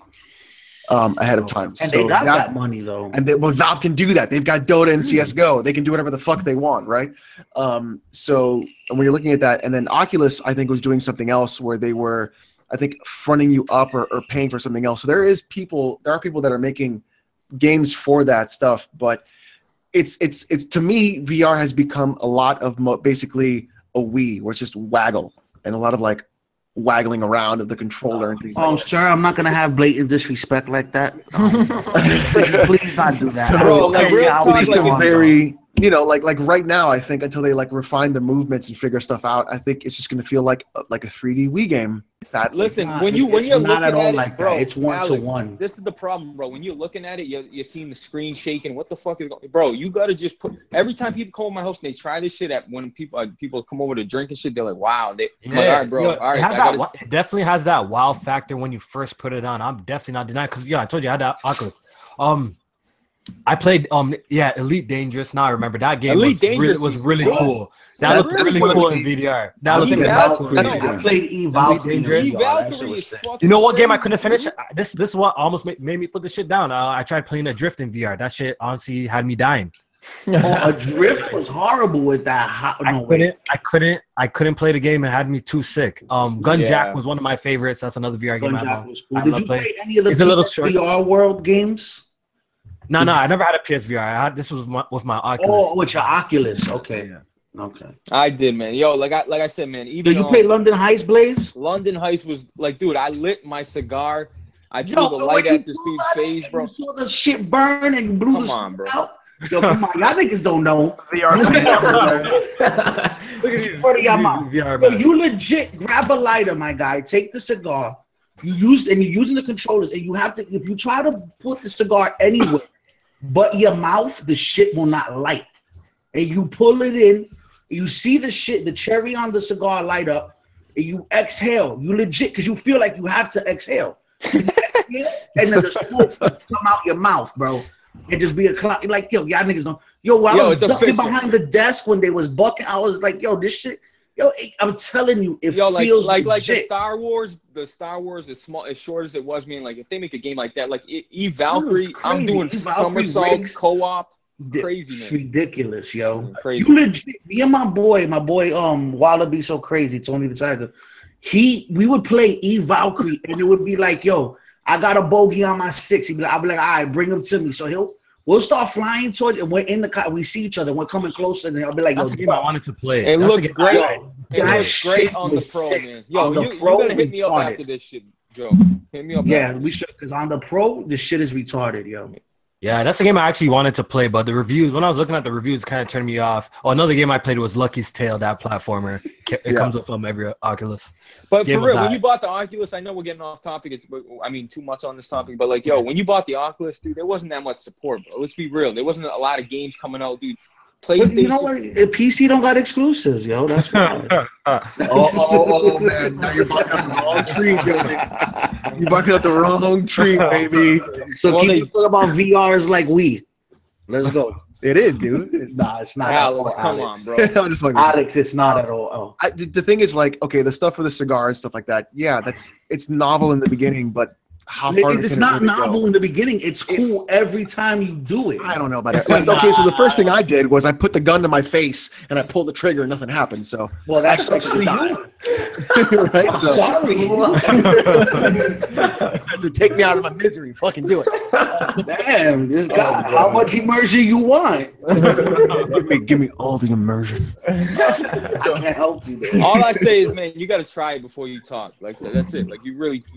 I tried it. I tried the Oculus at Best Buy. It's definitely something that you got to try. The Oculus is 100% really different than the PSVR. It really is. Yeah, but like, what's really interesting to me was it's better. No, it's not better. What? How you gonna tell me it has a higher resolution? The sensors okay, but it still has more screen door effect and a lot. Yeah, the screen door effect. I haven't tried it. It's really bad. And it's not as comfortable. 100%. Yeah, I heard the PSVR's headset. So, the PSVR 5 hours. It's incredibly smart with the knob they put in the back that you like adjust it to your head and it fits just Yeah, that's right. one thing I heard, that the PSVR is very comfortable. I heard it's the most comfortable out of all the headsets. Real talk. Yo, I wish I could just be like, yo, here, try this and shut up. Yeah, but as a screen quality PSVR is in last place, but the screen door effect on the Oculus. Yes, is worse. And what they did with the Pro, the upscale and resin, what they did with the Pro is night and day versus the vanilla. It is. I understand. It's almost like two completely different games. I was like, I used to be happy with the vanilla and with the VR. And when I got my Pro, I was like, that vanilla shit is trash when it comes to VR. Bro, it definitely helps, man. Details, sparks, more sparks, shit like that. It's definitely good. Yeah. All right, let's move on. Let's talk about the GOAT Mario Kart 8. Lit. Mario Kart 8, Jack's favorite game. I select that game. I do. Oh, see, all right, rate that. Yo, this game is absolutely amazing. It's fantastic. I've already put like 45 hours into Mario Kart, more than 45 hours now. You kidding me? The game is absolutely check the numbers. Amazing. Yeah, bro. Yo, I got 3 stars on every grind. Yo, it's just the little things that they switch just made it so much better, you know? This is honestly a really good port, and it really shows you how doo-doo the Wii U was. Somebody playing it right now. No, I'm just checking his hours. I want to confirm. You want to confirm? Wow. You're gonna try to expose me live on my own podcast? Come on, man. I'm curious to see what I have. That's all. So yeah, I have 45 hours in the thing, and just the little details. The fact that they let you stock an item, really dope. They give you a 3rd level boost when you drift, really dope. The new battle modes. Yeah, the new battle mode. Yo, I am saying. Oh, did you hear his Jamaican come out? He's got 35 hours in the ting, fam. 35 hours, tell you. Lock on. Yo. What about bye? Yo, bye. Greetings, massive. Greetings. Could you possibly? Yeah, this is my first Mario Kart 8. I mean, Mario Kart since like Double Dash. So like playing this is like kind of fairly not new, but a lot of new shit that I haven't experienced. And I even got my fiance hooked on it. We got to the point where we were arguing about who's taking it to work and shit like that. So low key, I thought you said you got your Beyonce. Yo, Rev, you good? What up? Can you hear me? Oh yeah, no. Man. Yeah, you good? You just walked into a DJing conversation. I'm sorry. It's all right. It's all right. Hey, man, what time you start? Back out. Shit. Here comes trouble. Back out. What time did you start, bro? Yeah, we started like an hour ago, bro. 2 hours ago, man. Yeah, it's all good. Get you to postpone. I know. You know, it's all right. It's all right. No bad, bro. It's good. I've been trying to get Rev on this podcast for a long time. I'm just happy that he popped his head up in here. So, Rev, say what up to the people real quick. What up? What up? Let's get it. Let's get going, baby. Let's do it. Yo, so Rev, when you picking up Mario Kart, bro? That's a real question. Never. Rev, what is it, Rev? It's trash. It's straight trash. Straight trash. Yo, Rev, don't you have a Wii U, dog? Yeah, I got a Wii U. All right, so you probably already have it then. Right? Nah, I got that Zelda Breath of the Wild nonsense. Oh yeah, don't they? I put about 4 hours in. That's a How many 4 hours, Rev? That's it? Yo, his explanation why you stopped playing it was so damn funny, bro. Yo, Rev, why you stop playing Zelda? Because I'm not 6 years old. Well, yo, somebody light the fire. Rev's here. I know, yeah. Yo, I remember. I tried, man. I tried to tap into my gay side. Yo, I couldn't do it. I couldn't do it. Rev, stop. Stop, dude. This guy came in guns blazing. Yo, don't kill me, yo. Because I was remember talking to this guy. He's like, yo, the combat is absolutely amazing. He loves the game, how it plays, but he just can't stand the look of the game. I guess it's exactly. I can't hate, dude. Everything's so smooth. Everything's so well done. I feel like a lot of things holding back games today just is the emphasis on graphics. No, listen. You gotta accept that inside you are just a blonde little boy who needs to save the world. Okay. Yo, Rev, when are you gonna just realize you're one of us, bro? I'm not. I can't do it, bro. I can't accept it. I have to lie to myself. I don't even play video games. I can't. Okay, Rev's what? Rev, it. you're like what? You're 6'3", you're 250, and I can just see Rev sitting down with the Wii U Pro with the Wii U gamepad, just fucking playing his Link, going, "Who the fuck is this fucking guy? I can't fucking believe myself. What a goddamn degenerate!" Yo, I'm to myself the whole fucking time. This piece of shit. What I rate about Rev, like I haven't seen a gamer like him. Like he hates that he's a gamer. Like low key hates that he's a gamer. Bro, I battle with it. On a constant basis. Sometimes I'm good. Other days, I just want to straight up delete my YouTube channel and bash on my game system. What was that video you put the other day where it was like your wife and your kids were all playing and you were like, "What the fuck is going on in my house?" Bunch of damn degenerates. I've talked to God from deleting the channel. Fuck. Multiple times, bro. Don't kill me. All right, so yo, don't do it, Rev. Don't do it. All right, so yo, Mario Kart 8, like I was saying, the fastest selling Mario Kart. I think it sold over 400K in one day. Am I right, Jamie? Something like that? Over 400K in one day? Yep. Yeah, so that's absolutely crazy. And it's just funny because this became the fastest selling Mario Kart, right? On the Switch. But when it was on the Wii U, it really didn't do any. It's on the Wii U. It did great on the Wii U, though. It did. Like, it sold well. Like, the install base Not was as fast. Yeah, but it didn't sell as fast. Yeah. Right. That's because you guys with a Switch need something to fucking play. Well, yeah. Of course that shit's going to sell.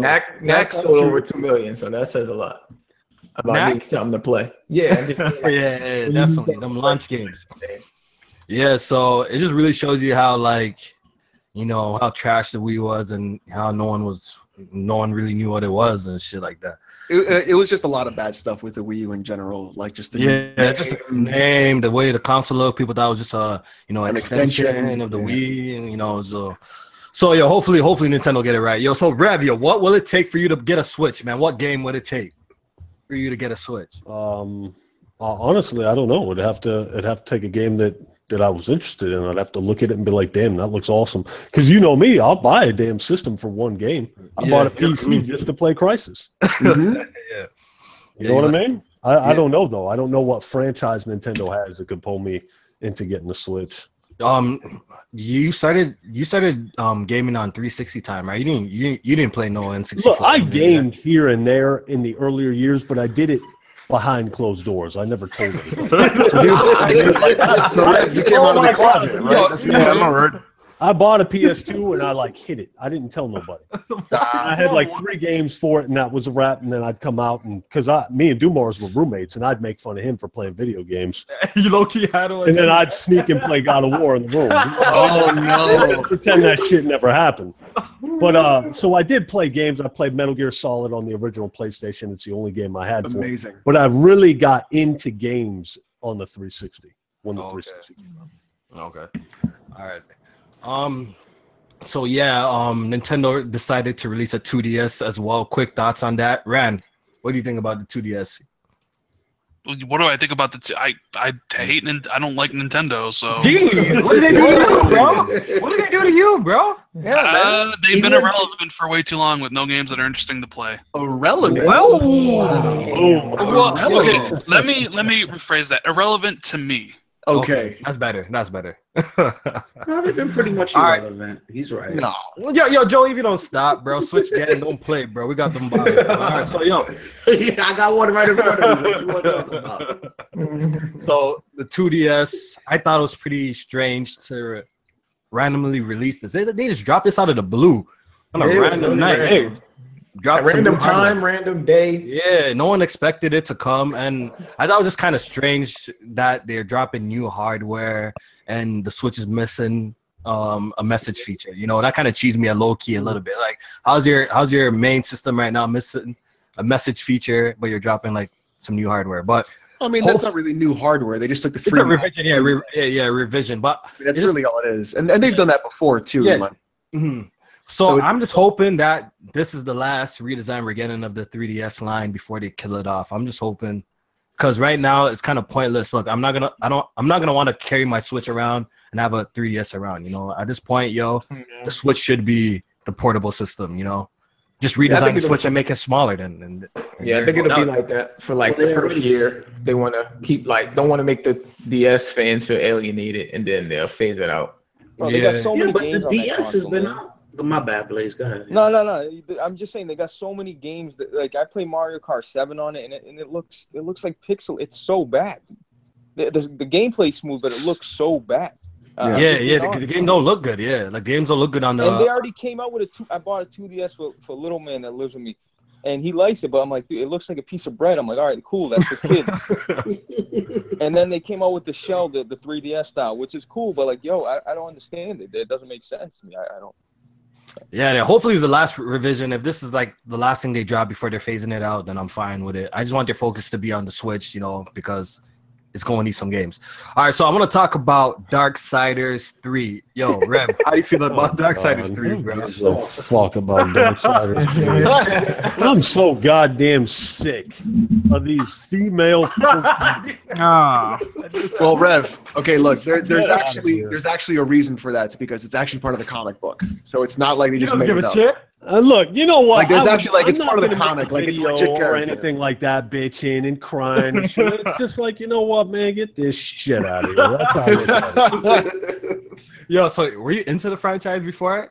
No, and that's another thing. I don't give a fuck. I played them. I just couldn't get into them. The female protagonist with the whip, is just the nail in the coffin for you, though.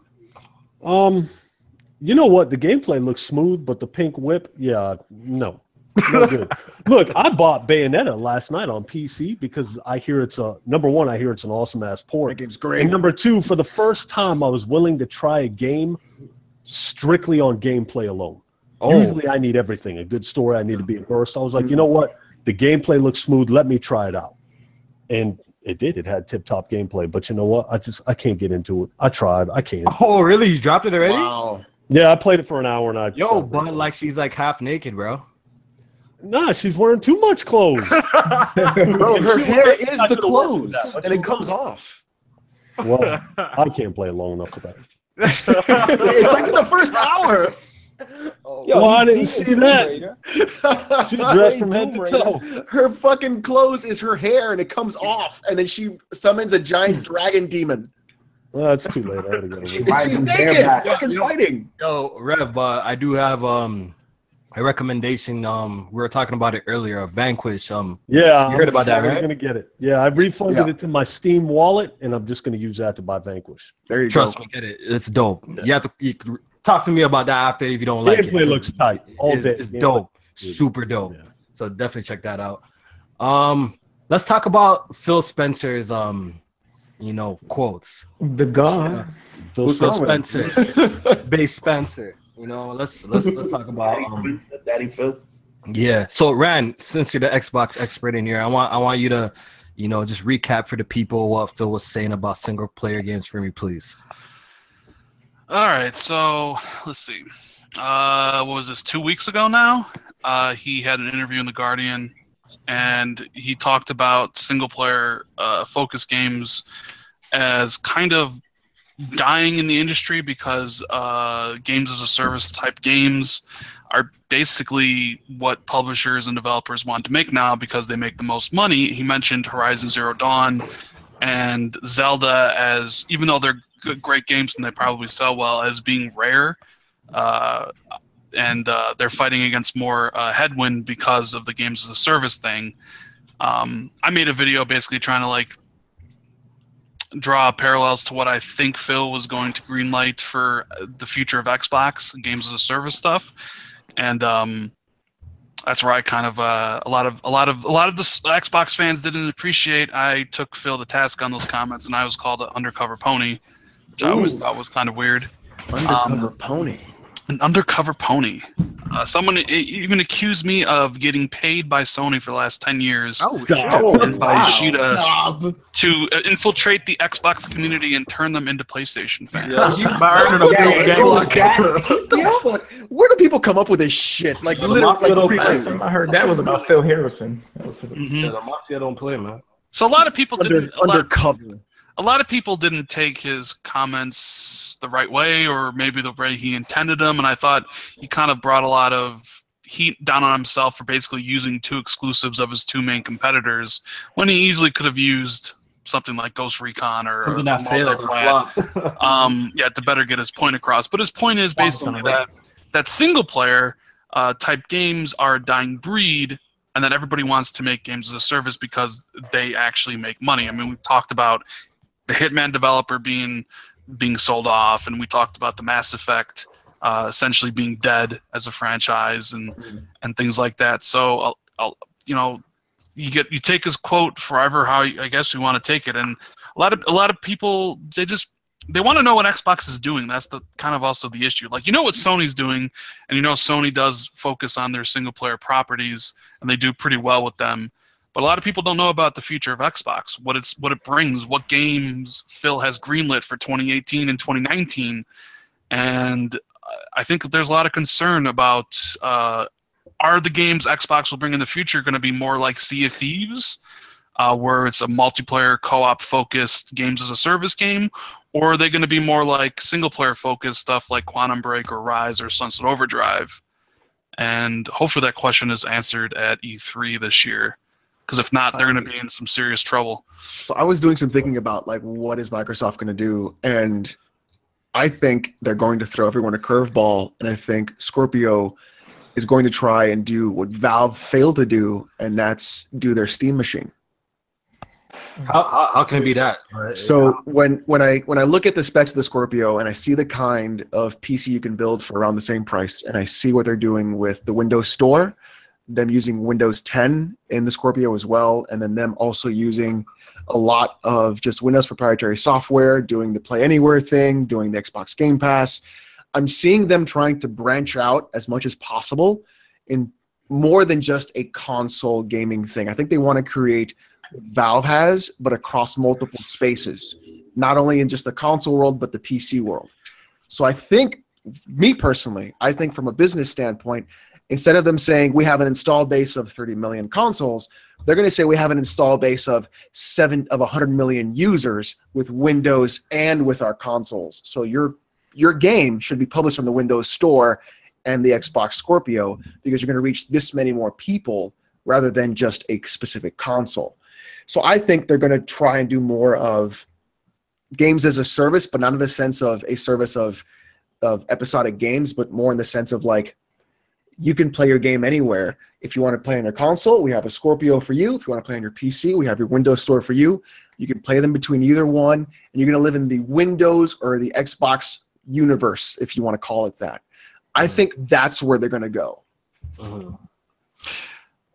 Well, I mean, Phil has talked about he wants to build a platform where single-player games can thrive, because obviously if you're not one of the big games out there, they're not doing very well.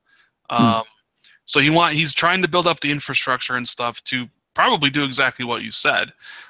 Make it so, that single-player games don't go away, and they are encouraged to grow on Xbox and PlayStation, and that's kind of what he was talking about. So I don't want single-player games to go away at all. That's my bread and butter. I don't want a scenario 10 years from now where literally every game is Overwatch. And every game is filled with loot boxes. That's never going to happen. That's never ever gonna happen. People, you'd be Don't say that. surprised, dude. That's never gonna happen. Because look, there's always Look at, gonna be a no, but market look for at games. both. No, There's but always look gonna at be a market games for both. like Player Unknown's Battlegrounds. Look at games like H1Z1. Look at games like all that. That stuff's really what's going to be coming up the pipeline and where games are going to be going. If you really want to be a futurist and look ahead, like kids that grew up with Minecraft are going to be playing that. They're going to go. Bull. I believe that's total bullshit. I don't ever think the triple. You guys see the AAA IP. future? You guys honestly see there's a possibility that the future could be all multiplayer games. Yes. No, no. Multiplayer game that you play. Yes. I don't see that. I mean, not multiplayer only, There's but always going to be people. Look, people. As soon as something like that shifts, there's always going to be people that want to play single player. So I think single player games are never going to look, go away. how much more expensive. One of the reasons these games fail, even though they sell well, we talked about this earlier in the podcast, is because How do they the fail? development I don't cost, understand what's failing for them. because it costs so much for them to make these games that that's Okay, not but you're not going to realistically tell me that possible. Horizon didn't get its Yeah, money. but Rand, like you also have to point out the examples of these single player games that are doing extremely well too. Well, okay, but here's the a thing. lot of the Okay. ones that have come out on Sony, like not to make it a Sony Xbox thing, right? And I get, to me, what Phil was talking about was when you buy a single player game, you pay $40 to $65, right? And then you get maybe some $10 or $15 DLC, and then there's the revenue cap right there. Whereas if you have a Rainbow Six Siege or a Destiny, you can charge exponentially for more and more and more content, right? Because it's always going to be something. So I believe in that revenue stream point. I see that. But if you look at the single player games that Sony has released and Nintendo released just this year alone, they've all sold marketably well and they've all made money. Well, I mean, do you know they made money, or are you assuming they made money? From the reports and the sales figures they've all been lucrative for their brands. Horizon Zero Dawn and Zelda I'm not even also. talking about Horizon Zero Dawn. They're saying that Neo is a success. They're saying that Yakuza 0, even though it didn't sell that much, that was looked at favorably. The only people that are having problems with single player games is Microsoft, Quantum Break, Recore, Dead Rising 4. Those are all the games that are flopping single player wise. I mean, we just talked about Prey, Mass Effect. Well, that's Hitman. That's third party. To me, it's not about third party. Is always going to be okay. They're always going to go somewhere else. But Because look, they're still giving you an Assassin's Creed.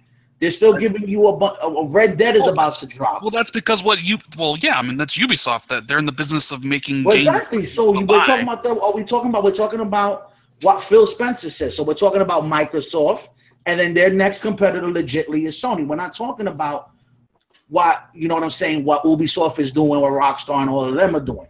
Well, I mean, we're talking about but there are some games and some companies that can put whatever game they want and will sell no matter what. If it's single player or multiplayer, can't do that at all. So maybe he wants to move the single player away from them because their single player IP don't sell nothing. But you can't say in 10 years he wasn't talking about Xbox only games. I'm talking about the way that everybody's sitting here going, well, in 10 years.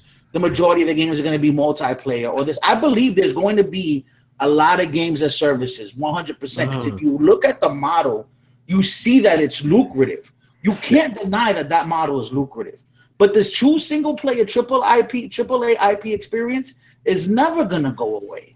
But the thing, Joy, so like the counter argument that I'll bring you to that is that I've seen a lot of AAA experiences that are single player that also have that services model, right? That'll also add that cap of buy these coins and you can get this shit early so you can beat the game faster. So what game? Assassin's Creed is one example right there. Assassin's Creed sold you keys for chess, but it didn't. That was in Unity, right? No, the one before the London one. Or was it the London Unity? one? That was Unity. Was it Unity? Yeah. But I've seen it in I don't think they did that in Syndicate. I think they moved away from that in Syndicate. But the thing is, you still see that, right? You still see Deus Ex had it too, where you can buy a lot of stuff. Buys into it, Alex. So, yes. Well, what you're looking at though is. But you're saying that they're all going to be multiplayer though. Well, which one is it? They're going to be multiplayer or games as service? Because they can't all be both. Well, you can have a multiplayer game as a service. You definitely can. I mean, look at Dota is a perfect example of that, right? So there you go. But when you're looking at something like that, is so niche though. Dota is not niche at all. What you're talking about. They're not playing it. Dota's probably one of the biggest games next to League of Legends. I'm not saying it's not big, but of all the MOBAs, it's the hardest MOBA to get into. It is one of the most difficult, yeah.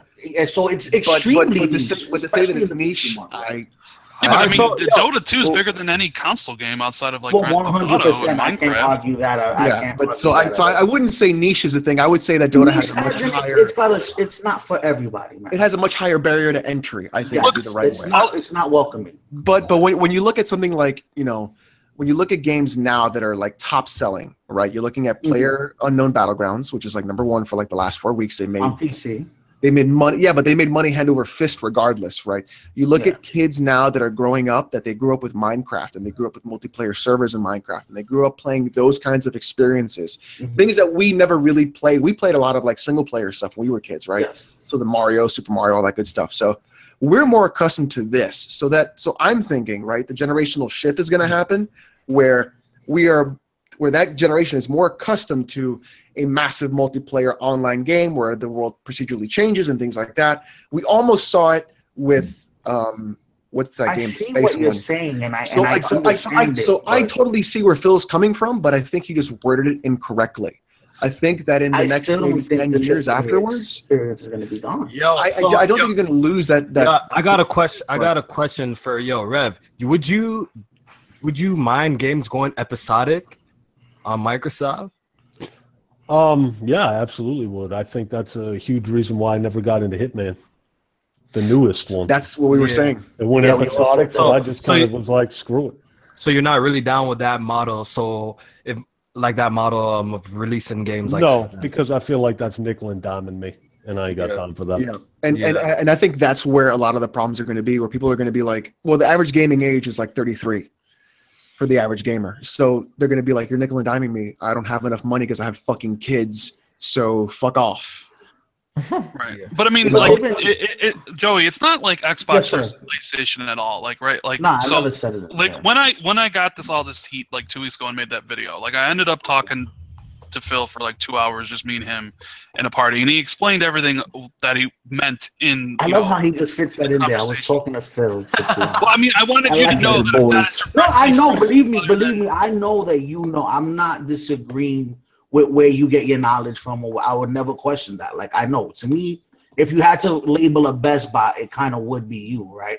But I'm not going to question that at all. But I just think when people say that the single player experience is not going to be here until, that's a big, bold statement to make.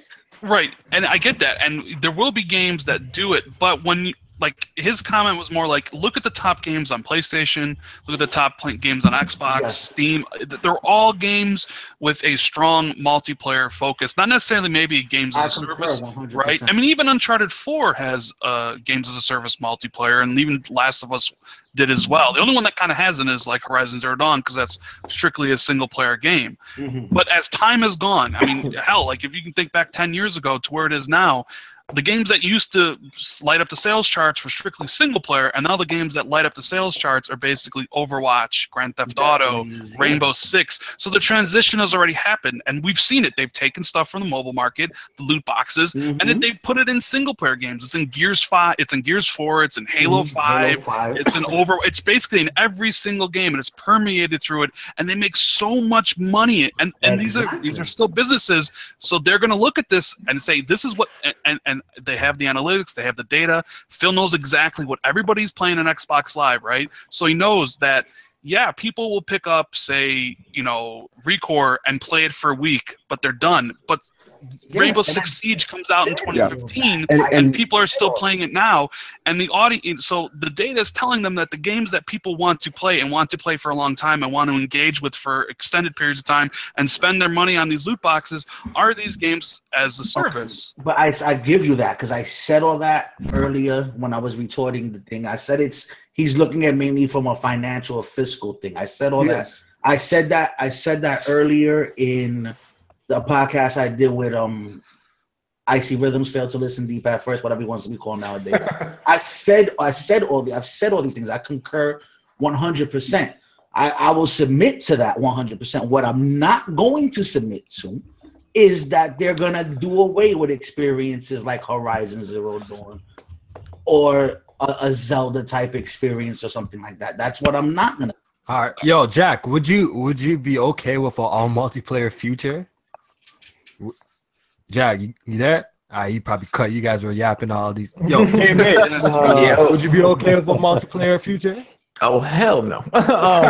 Originally, when I heard Phil Spencer's comments, I wasn't upset at the point that he what he was saying. I was just mad to hear it from him because I want to see those single player experience, and I think if we do move forward and we have a situation where everything is moving towards multiplayer, you're going to alienate a big core fan base, and that's going to be a problem for me at least. And well, I think the fan base you're going to alienate is us because, like Rev said, if he feels nickel and dimed, he's out.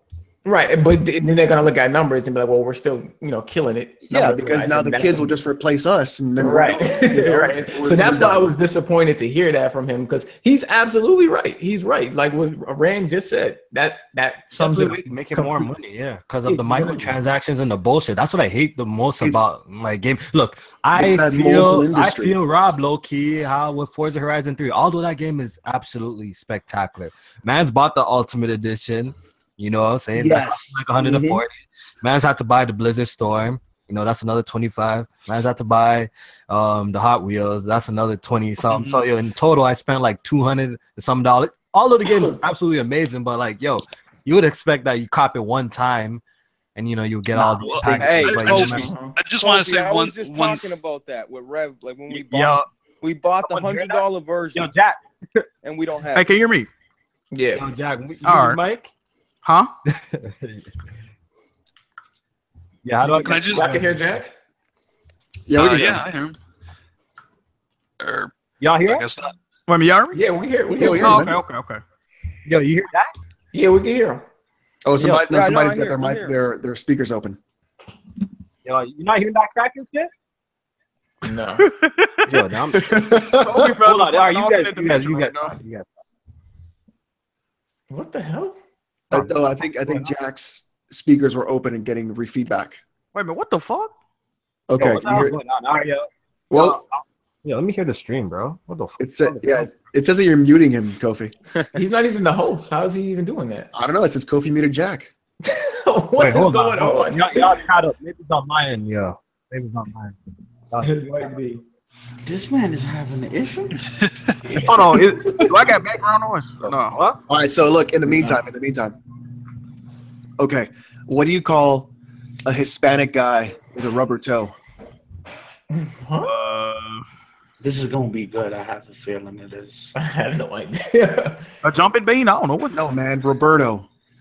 Oh, I like that. Okay, I get it. All right. And Joey, I just wanted to say, is that funny? The single player experiences, I think, will still be made, but they're going to be made primarily by the console manufacturers because it doesn't matter. Let's say, for instance, it doesn't matter. Like Sony, Nintendo, and Microsoft have two objectives, right? They make Horizon Zero Dawn or whatever, and it doesn't really matter if Horizon Zero Dawn doesn't make a profit, right? Because they also are trying to sell people PS4s and PS5. So there's a dual kind of thing there, right? So Sony can make those games like that. Microsoft can make those games. And Nintendo can make those games, right? The issue is the Ubisofts of the world, the EAs of the world, those type of stuff, I don't think they're interested in that kind of business model anymore. 100% agree with you. In that regard, 100%. Like I said, I'm on board with that. You can see that in the Division. You can see that in Ghost Recon, Destiny. You can see that pretty much For Honor. Anywhere you look, Ubisoft is big on the games and services thing. Hell yeah. That's all they're giving you. Like, they're killing their franchises or what their franchises used to be in an attempt to bring you these. Because Ghost Recon is a shell of its former self. Yeah, right? but it's also like the best-selling Ghost Recon and like the best-selling Tom Clancy game outside of Division. So clearly, but there's something that goes towards nostalgia too. Like you see how upset you were over Mass Effect. Mm-hmm. Is how I feel about Ghost Recon right now. Right, I'm an old gamer. I'm 35. Yeah. Oh, yo, what the hell is that, yo? I don't know. But it's like Alex said, the young gamers are taking over. Like people are going to grow up with Xbox One and PS4 and think it's okay and perfectly acceptable for loot boxes to be in your games and multiplayer only games to be acceptable. So when they get and since they're the people buying the stuff now, and we're going to get older and phase out of gaming, that's what gaming is going to be 10 years from now. I mean, just think of how it used to be 10 years in the past.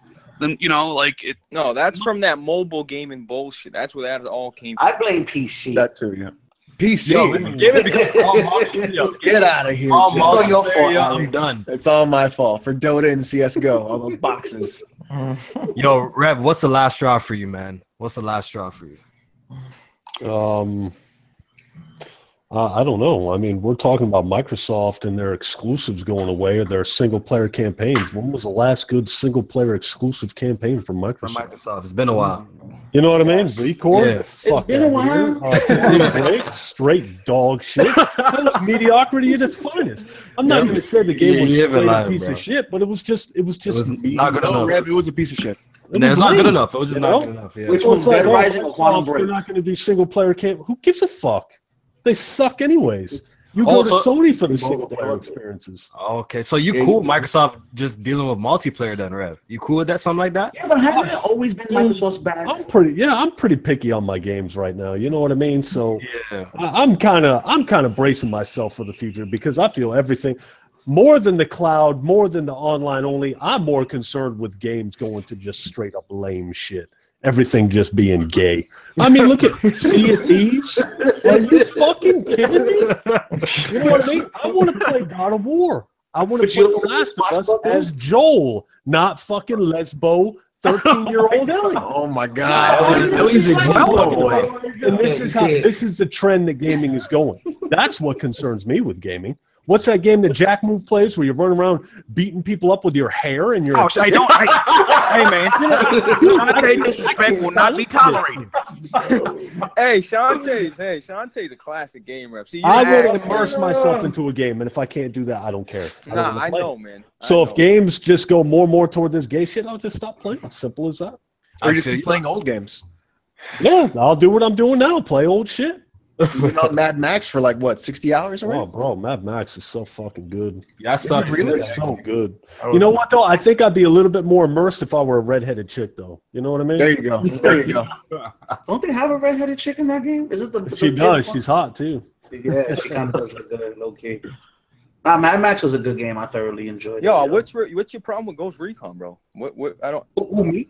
Yeah. What do you? I come from Ghost Recon 2011 Final Assault. No, I like the OG Xbox. I understand they went away from their classic feel. I get it, man, but it's still a good game to play with your friends, bro. That shit with your friends. I can see that, but like when I think of Ghost Recon, I think of maps like Pagoda or the shipyard, the shipyard at night, or fast forward, I go to Groa or even Groa 2 for. I don't think of this. Yeah, I don't think of the Division in the jungle, the wonky ass. It's like it was like they tried to make the game The Division, GTA, and Just Cause had a threesome, and no one knows who the father was.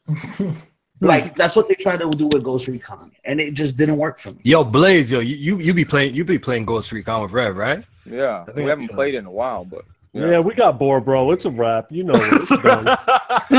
It's done. You can be real to the game, man. Bro, there's a good amount of time in it, though.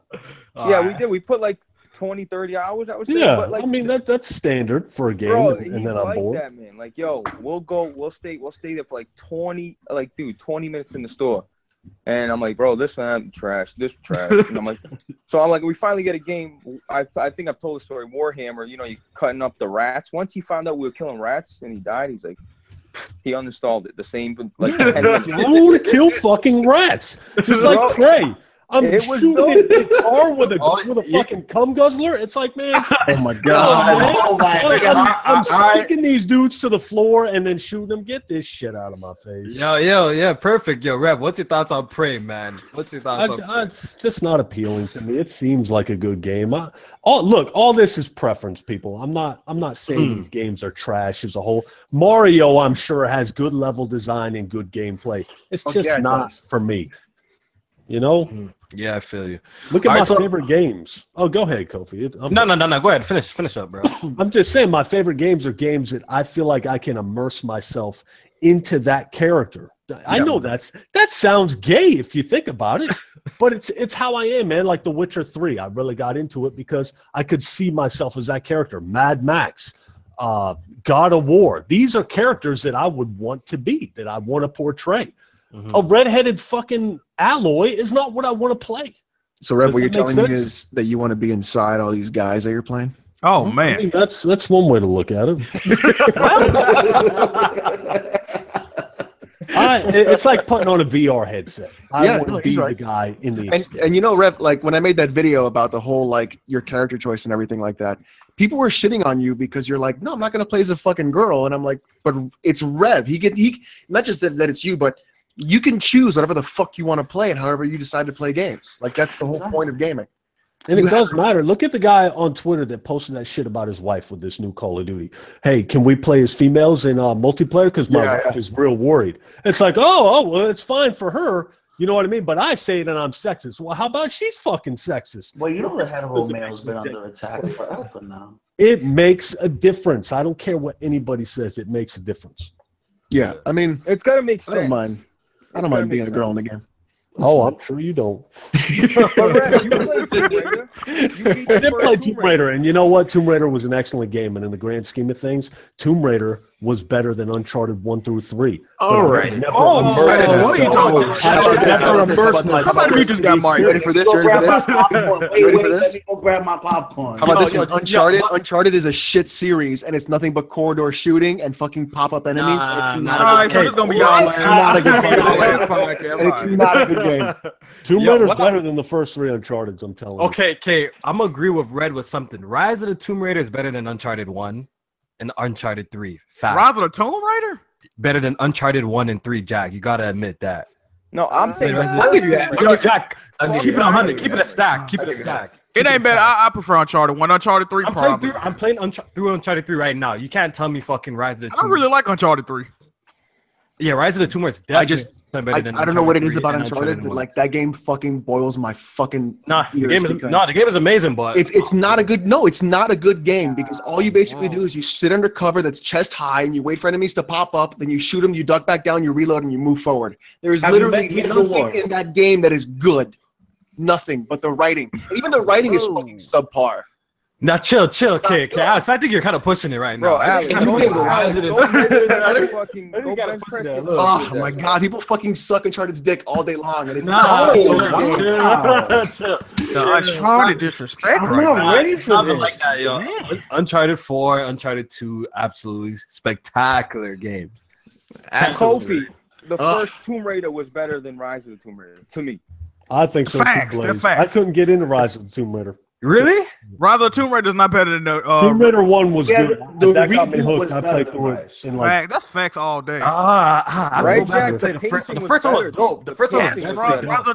Rise of the Tomb Raider wasn't shit, but a knockoff of Uncharted 2. The storyline. Come on. Stop.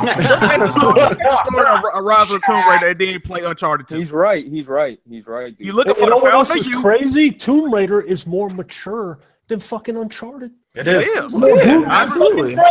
Uncharted was never meant to be serious until the last one, actually. Yeah, that was the first one they tried to make. Is it teen? Isn't it all teen though? Yeah, it's all teen. Mm-hmm. Yeah. That's why I was kind of disappointed though with 4. With like they didn't have any. It wasn't mature, right? Is it 4 mature or is it teen? No, it's teen. It's teen, right? Yeah, they're all teen. Yeah, but it's still more mature. Yeah, it's the darkest and most mature that the game is. Like, let me tell you something. They take Lara and they fuck that chick up. Like she gets fucked up in that fucking game. In the reboot, definitely. Yeah, in the reboot, she gets fucked up. Like Jack, first Tomb Raider or Uncharted 1.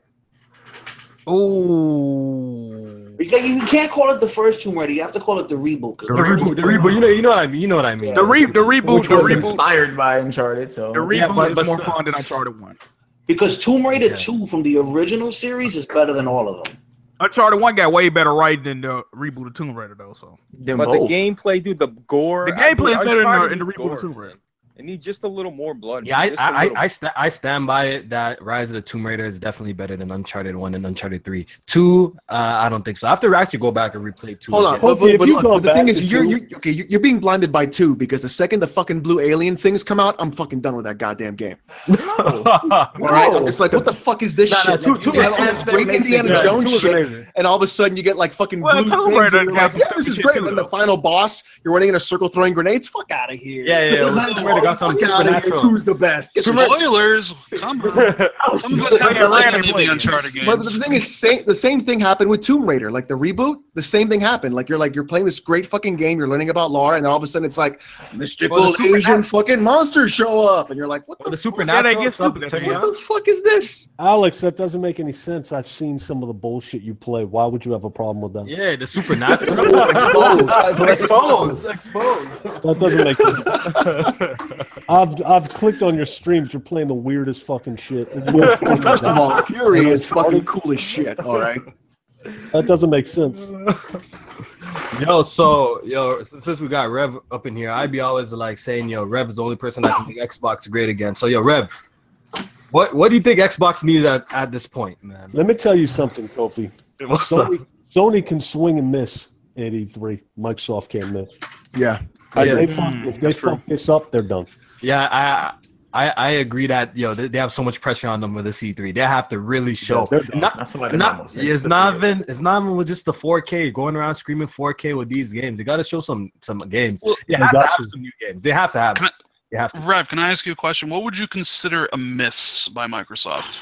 Oh God! If they price the Scorpio too high, it's over. Yeah, I think they're walking on eggshells. Like it needs to be a good price. They have to have a couple of IPs. They have to have a future with it. Yeah, and they have to have games. Listen to me. They have to have games strictly for the Scorpio. Thank you on PC. Thank you. I disagree. I think that's not going to happen, Rev. I think they're going to put games on both. They're fucking retarded because of it. Yeah, you know why? Because that's Sony's going to keep shitting in their mouth like they've been doing. I never wanted to be a fangirl of another YouTuber so bad in my life, right as right now. I got pom-poms for this dude right now. Yeah, Rev speaking facts. They definitely 100% have to come correct with price. That's number one. You're right, Alex, that they're walking on eggshells. They have to do everything perfect. You have to do everything. They come correct with price, show no games, people are going to be pissed. You have to come with the full package this E3. But I mean, and shit. I understand people want a good price on Scorpio, and I'm one of them, but I mean, they've stated multiple times that like Xbox One S is still going to be the one that people buy. Mm-hmm. It doesn't really matter if. So what do you think then? What do you think, Rev? I don't think Microsoft matters they don't care what system you buy because it's all just one ecosystem. If you buy an S or a Scorpio, Microsoft honestly probably makes a higher margin on the S than they will on the Scorpio. So they probably would rather have you buy the. It's gonna be $500, bro. So you think $499? It better be. That's I heard two SKUs. I heard two SKUs, which probably points it at $399 and $499 because I don't think they're that dumb to price them $499 and $599. So Sony's going to turn around and make their Pro fucking $50. Yeah, that's what they're going to do. That's right, but I mean, Scorpio's not going to sell that. Scorpio's going to sell better to the Xbox hardcore than the Pro sold to the PlayStation hardcore. But at the end of the day, that's basically nothing because the Xbox One S is going to be on sale at Black Friday for $200 with a game and a Game Pass stuff. That's the one people are going to buy. Now, the bigger issue that I have and that we all should have is what are the games they're going to show off? Exactly. Because I don't think that's my main concern. I don't. Sea of Thieves. The fuck. I honestly don't think they have any. I think what you're going to see is you're going to see Halo 6. You're going to see Ori 2. Yeah. And you're going to see a teaser for probably Fable 4. Oh God! They're showing Halo. Probably the Gears. So far that show is not impressing me. To tell you the truth. Well, they're gonna. I mean, I did hear about a game. I did hear about a game that's going to be there that is third party, but I can't repeat that on podcast. All right. A lot of this, the new Splinter Cell is going to be there. Assassin's Creed's going to be there. Splinter Cell. So you're talking about something other than those two? Yo, they multi-plat? Oh, of course they are. Far Cry 5 is going to be there. What was the game they just canceled? What was the game that Daddy skipped? Is there a Yeah, chance That's not coming back. That's not coming back. Oh hell no.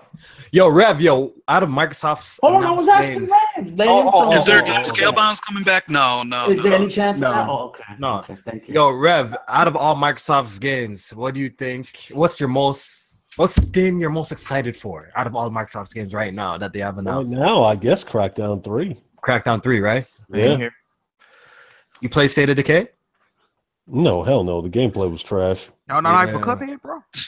The problem with I that was- is question, the Cuphead looks problem with really asking a good. question, it's like, what's your favorite or one you're looking forward to the most? There's literally 3 games. It's like State of Decay, Yeah, they don't got a lot of and games, so. freaking Crackdown 3. So it's like, well, which one of those 3 you're looking forward to? And my answer is like, none of them, I guess. Here's what I think with the whole thing of like Microsoft and like the IP thing. It wasn't until relatively recently that Sony actually got some IPs, because the first couple of times for PS4 was I've kind of said dry. this. I've said this. So don't act like, Microsoft is the only one who was dry for a while. Sony was really thirsty for a minute before they got some But, IPs yo, coming in.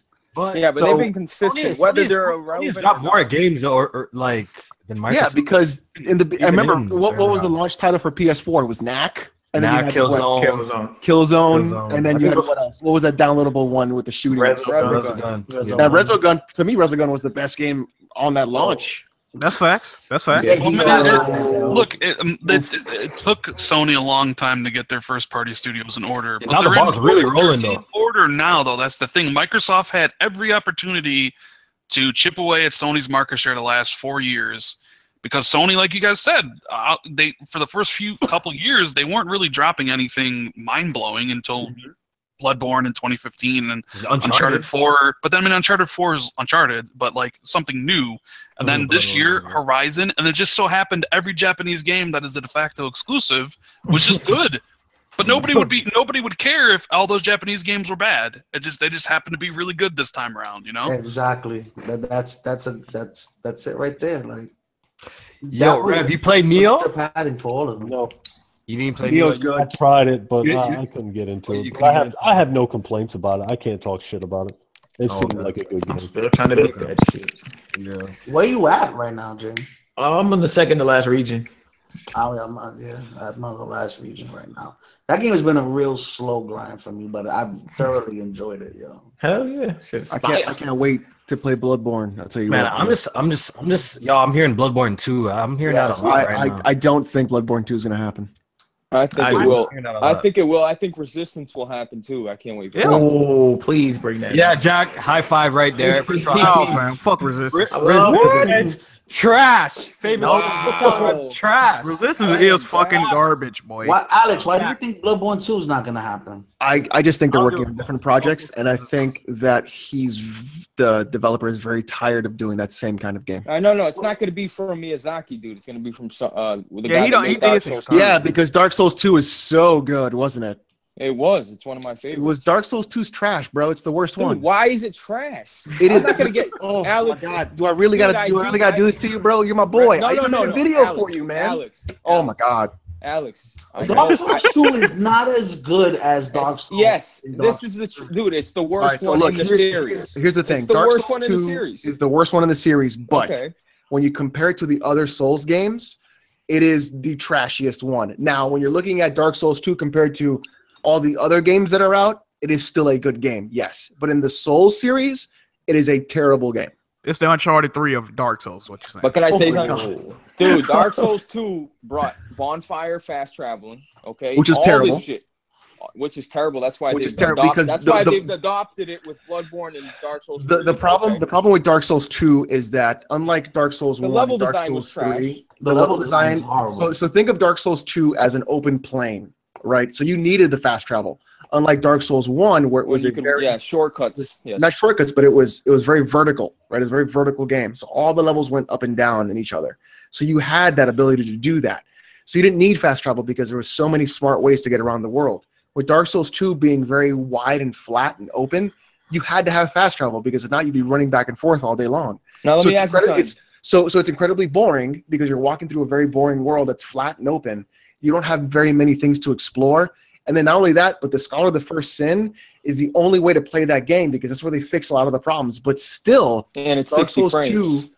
Yeah, but still, Dark Souls 2, even with Scholar, had multiple issues with a lot of the level design, a lot of the enemy design, recycled bosses, recycled assets. Yep. Very. I'm not arguing. The character movement was bad. You couldn't just run in a circle. Enemies despawning after you kill them. Enemies no longer spawning after you kill them 6 times. You couldn't farm properly. There were so many issues. Bonfire aesthetic, but go ahead. But there's so many things wrong with that game. But I'm not saying it's a terrible game on its own. I'm saying that it is the worst Souls game. But the main guy didn't make it. That's what you got to know. But anyway, right. and that's my concern with Bloodborne 2 now, because I have a lot of hype for Bloodborne 2, and that's why I'm going to buy a PS4. And you can expose me right now. I'm still going to buy the Uncharted series and play it on stream, so you guys can expose me there, so I can just fucking do that shit. Oh, I can't would wait. you rather have a Bloodborne 2 or no Bloodborne 2 at all? I still rather. I would rather not have a Bloodborne if Miyazaki wasn't behind it. We gotta see, man. Yeah.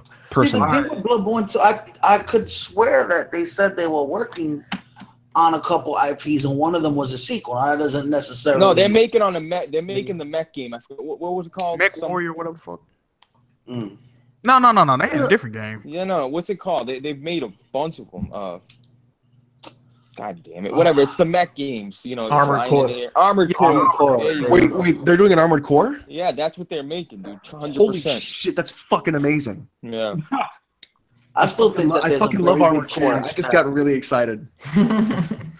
Okay, now I'm gonna ask a question. How involved was Miyazaki with Bloodborne? He was pretty much there the whole ride, or overlooking. Because I know it's a Japan studio with From Software. Yeah, but that's just because it was an exclusive thing and they worked with them. But dude, Bloodborne, I'll never forget this shit, dude. I was at Bloodborne. I'm at the end of the game, and I just I forgot where I go. I go up the ladder, and all of a sudden I'm at the beginning of it. Like the level design in that game, man. It's phenomenal. It's great. I know exactly what part you're talking about too. When you play a Souls game, and like the most amazing thing about a Souls game is you go through this fucking horrible world, you deal with all this bullshit, and you find the little lever in the end of the level that lets you get right back to the beginning, so you can go right to the boss. And you have this like sense of relief, like it's done. I can do anything now. It's such a good feeling. Yeah, it is. It's such a and then fighting that boss. And if you guys want to play like a good boss rush game that I streamed on it, play Fury. It's unbelievably good. I heard good things about Fury. It is. All right, yo, let's hit the last topic before we get out of here. 60 million PS4s shipped today. Yo, wow. So there's no stopping this train then right now. It's a great system. It's got a lot of good games. Crazy. Yeah. Rev, what are you gonna do, man? Xbox not catching up, man. Yeah, fuck them. Yo, I remember watching a video of Rev. He was saying, what's it called? He doesn't like PlayStation because of the name or some shit like that. It sounded gay to you. Yo, that shit had me rolling. Like, with the 60 million. I struggled to like the PS3, man. That's what it was. So I just never been a big fan of Sony.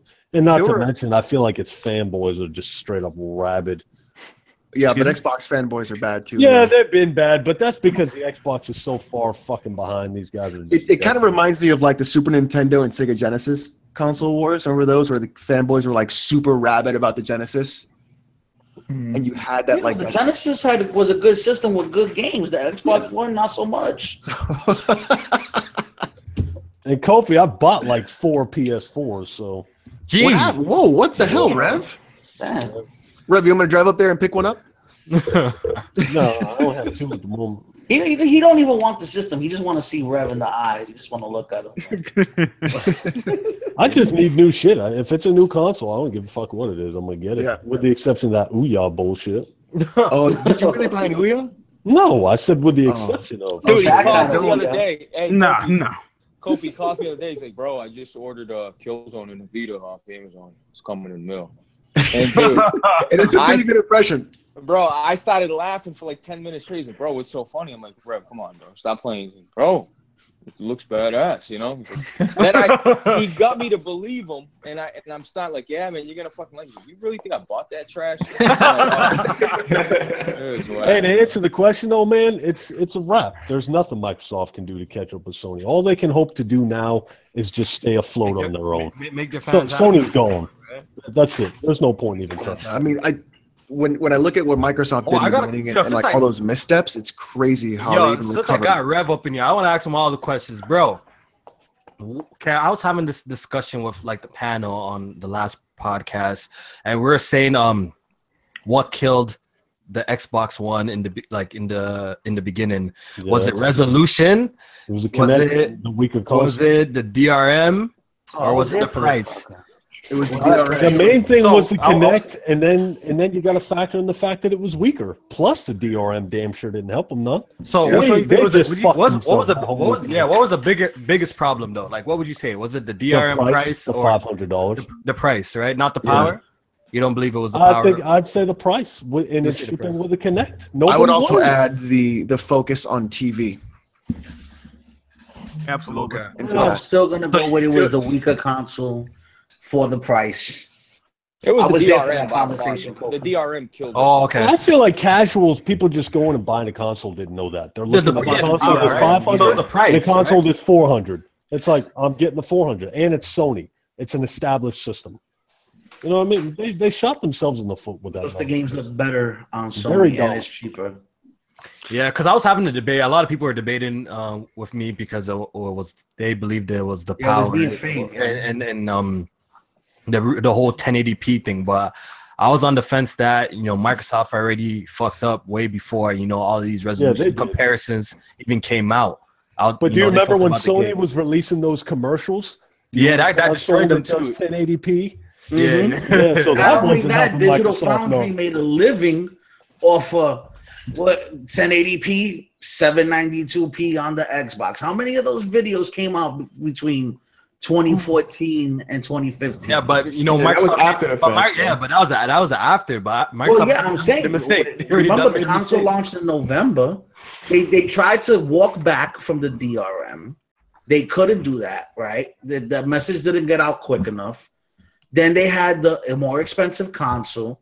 And then when things started looking like, okay, well, they got the DRM back, they're trying to do this. Every other video on YouTube was looks better, runs better on PlayStation. Cheaper console. Looks better, runs better. Well, so they could never escape that.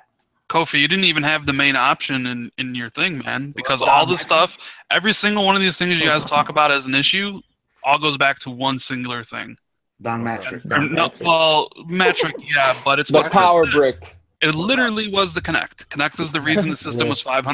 Kinect is the reason the system wasn't powerful. Kinect is the reason the system was overpriced. It literally all stems from one single decision. They built that console around Kinect too much. Kinect is the reason Xbox.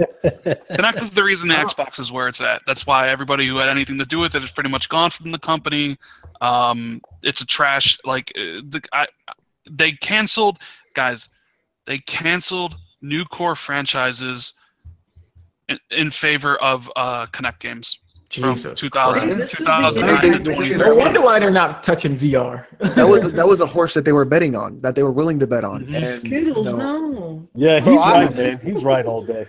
It's such a. You know what sucks is that you have this. You basically just shot yourself in the knee to push this thing forward. That I don't know how they convinced themselves that this is a good idea. Dude, it's almost a miracle they're even where they are, to be honest with you. I mean, honestly, that's why I give Phil Spencer a lot of credit, because he really did save a burning trash fire of a console. Well, dude, the shit I heard about what they had to do to get that system ready for, basically had to rewrite the entire operating system when they reversed the DRM 2 weeks after E3. The fucking, I don't know who it was. It was somebody above Phil. It was somebody above Don at the time. Basically give mandate, get rid of it. Yeah. And they didn't care. They like, you getting rid of it, consoles launching in November. They had to work night and day, pull 20 hours for fucking ever to rewrite that operating system. That's why when the Xbox One launched, it was so bare bones, because they basically had to rewrite everything in in 4 months. It was so some of the horror stories. Day one patch too that you needed. Yeah, some of the horror stories I heard about what happened Yo, so like, yo, they really just I have a messed up. question. I have a question, real quick. Why does no other Xbox channel on this whole fucking platform know the shit that this man does?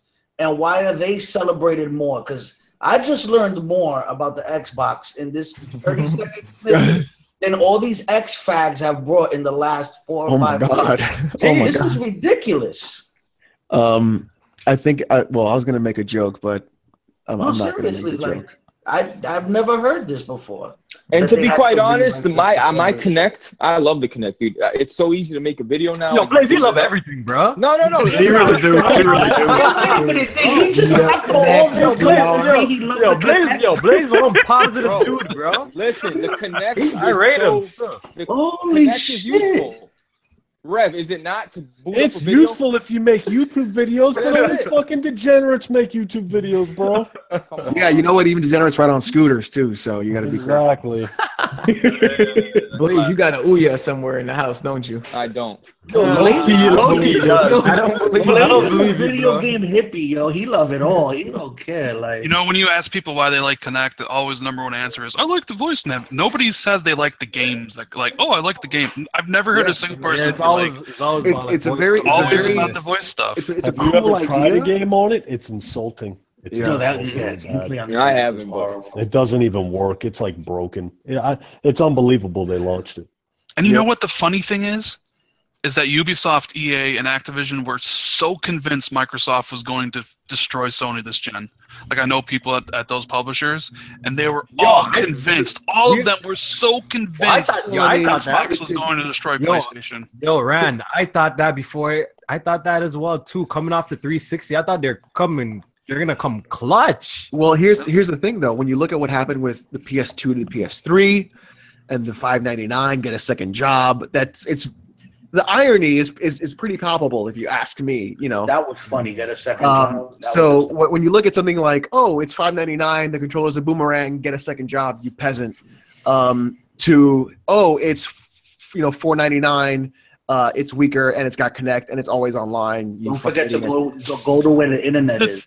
So I mean, I think what you're seeing is a lot of companies just kind of like restructure in between, and I think Microsoft is going to do a good job with restructuring with the Scorpio, and they need to be competitive, because if they're not competitive, and if all you have is one company ruling the roost, that's a problem.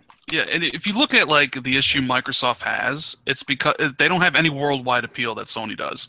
Like if you look at like the sales numbers of Europe the and Japan, yeah. Microsoft is only behind Sony by like 1.6 million in North America, right? It's still very close. They're getting their asses kicked in Europe, like destroyed. Like nobody cares about Xbox there, and it's basically, why would you? Because you were told at the beginning of this gen, because of Kinect, that your European customers are tier 2 customers, and nobody likes being told they're tier 2 customers. Oh my god, and that's business 101. I'm sorry. Didn't they have to like pull other languages in? Yo, who remembers the videos where like Major Nelson's like, yo, we can't just flip the switch?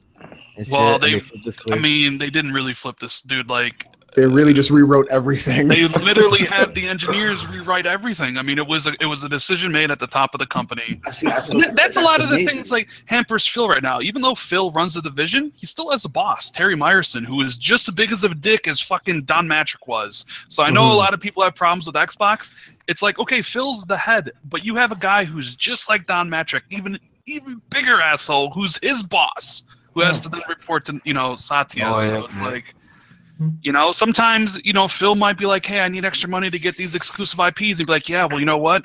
You waste $70 million in Scalebound, so get the fuck out of my office. Yeah, I was gonna ask you that. Did Don Matrick have access to more money than Phil does now? Yes. Hell yeah. Way more money. That man's got a golden parachute bigger than the state of Texas, boy. Hey, Kofi, let me ask you a question, bro. What's up?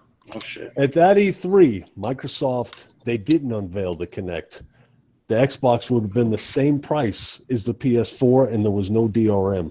Where would Sony be right now? I think Sony will be in the lead still, but just not as far. We would have had, if that was the case, we would have had. I don't think the lead would be as big as it is right now. Honestly, if that was the case, we would have had a fucking killer killer fucking gen so far. We would have been swimming in fucking games. We would have been fucking having the time of our lives because everybody would have been fucking winning. I still think Sony would be still winning, but I think just the gap wouldn't be this big. I think Microsoft would be first in like. Would that mean Xbox would have games though? Like yeah, because games, you know what I'm saying? So because they figured a lot of Sony's success is a lot of Xbox people jumping ship. So if they don't jump ship, maybe they buy more of the game.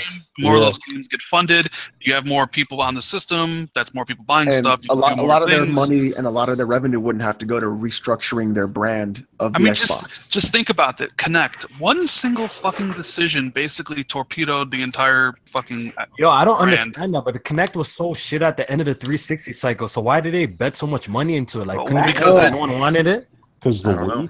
I mean, I guess because wanted to be like the Wii. Yeah, for the Wii, but I'm saying at the ending of the 360 generation, like no one was rocking with Kinect like that. So why were they betting so much? Well, no, people were buying it. Casual gamers, casual people who left for mobile were buying the Kinect in large amounts of units. I mean, it's still like I think it sold 10 million units in 3 months. I mean, what has VR done? It's done 1 million and what like Kinect was a huge success for Microsoft, so they bet the entire future on that principle that people would want a relationship with their TV and sports and all that garbage, right? When gamers who are going to be the ones buying your system at the highest price point when it comes out first, all they care about are great games and cool stuff. They don't give a shit about TV and movies and all that crap. You can introduce that stuff down the road, which Sony did with PlayStation Vue, but nobody wants that shit at the beginning. Yeah, man. These guys showed the Price is Right at a freaking reveal. That's craziness. It's nuts. Price is Right. If you really, when you really take it in, that's kind of crazy. At a console review. That is. But if it was 400 and there was no Kinect and the system was just as powerful as the PlayStation 4, Xbox probably wins North America. And I think Sony, what are they at 60 million? They probably... 50 million? They probably use 10 million customers. But I mean, when we saw that $4.99 price at the fucking it was over. It was over. You could hear a pin drop in that audience. Everybody going just like $500 is too expensive. Shit. That's why I firmly believe. And since Phil made the announcement of the $500, I firmly believe he's going to come out there and he's going to announce $400 for Scorpio. Yep, he's gonna redeem that. You know what? I could see that because it's basically an RX 480 and it is all an SoC. So yeah, I could see them taking a loss on it, and 400 would be a massively killer price point.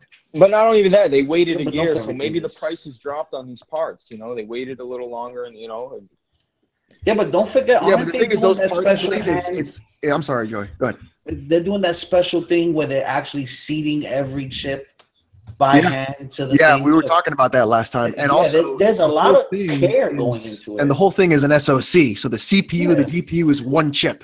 Yeah. So they decided to build a gaming console this time instead of an entertainment box. It's not like it's like, oh, these parts are cheaper, because it's not like they took a 480, they put it in there, and they took like an i5 and they threw it in there and like we're good. So these are custom built chips, these are custom built things, and then they're seeding each one, and so I do think it's a $499 because the way he's described it, it's a premium console. But I think with getting 4K 30, 4K 60, and you're seeing it, and if it runs and you're doing it, and it's not like some bullshit like we saw with Sony with like, here's HDR and look at this, even though you don't have an HDR TV, but we just changed the contrast ratio. So I think it'll. Your TV can't I think it's going to be easier to display what the Scorpio can do rather than what the PS4 could have done, and I think that's going to be easier. No, I still think that the fact that they're seeding each chip on the board itself is big. Maybe I'm overplaying it in my own mind. Yeah. So we're gonna wrap it up here, guys. It was a great show. It was nice talking with everybody. Are you sure, on the panel. Kofi? You don't want to go three hours, bro? You're only like 19 minutes away. We know you got like 15 more questions for Rev and everybody else. As soon as Rev got here, everybody else disappeared. So Rev, white or weak Brett, Rev? Awesome. Yeah, He yo, recognizes greatness. It's okay. yeah, I did try to get him on the podcast, and he came late, which I understand. Family first. So, guys, this is the last episode of Press Start Podcast until I got a June question 1st. for Rev. All right, go ahead. Rev, when are you gonna come down? Are we gonna work out together? What's going on? Whoa. Pause. How far away do you live? Hit that gym. You know where I live, man. No, that's too far, bro. Way too fucking far. You come down here. I'll come down there and we'll start flexing on some baddies at the gym. Are y'all flirting right now? What's going on? Yeah, that's musclehead talk. This is musclehead talk, man. I like the way you do Hey, your Jack Move. I got a question for Jack Move. You getting the Scorpio, bro? Why are you thinking about it, Jack? You know damn well you're not getting. No, listen. Honestly, dog, if they show some dope ass like single player games, I will consider it. I'm not lying about that. I will consider it. Who is everybody in here getting the Scorpio? Who's not getting it? I'll probably. I am not getting it. I'm not I getting probably it. won't get it. As long You're as not getting it, Kofi? as long as Xbox. Listen. As long as You bought a Xbox play Switch anywhere. day one and you can't buy a Scorpio. Listen. I'm gonna explain, yo. As long as Xbox Play Anywhere exists, I have no reason to buy it. Oh, that's true. See? That's true. That's my fucking point right there. No reason to buy a They need to Scorpio. Take the rug out from underneath. Nah, but I'm cool with that. Look, I'm chilling with my 1080 Ti. I'm gonna play. I got my Xbox app on my PC. I got party chat with my friends. I can send messages on my friends. I gain achievements. You know what I'm saying? So, There you go. Rev, what's the reason? that's Why proof do I right need it? there. Why do I need it? I don't need it. You're right. You don't.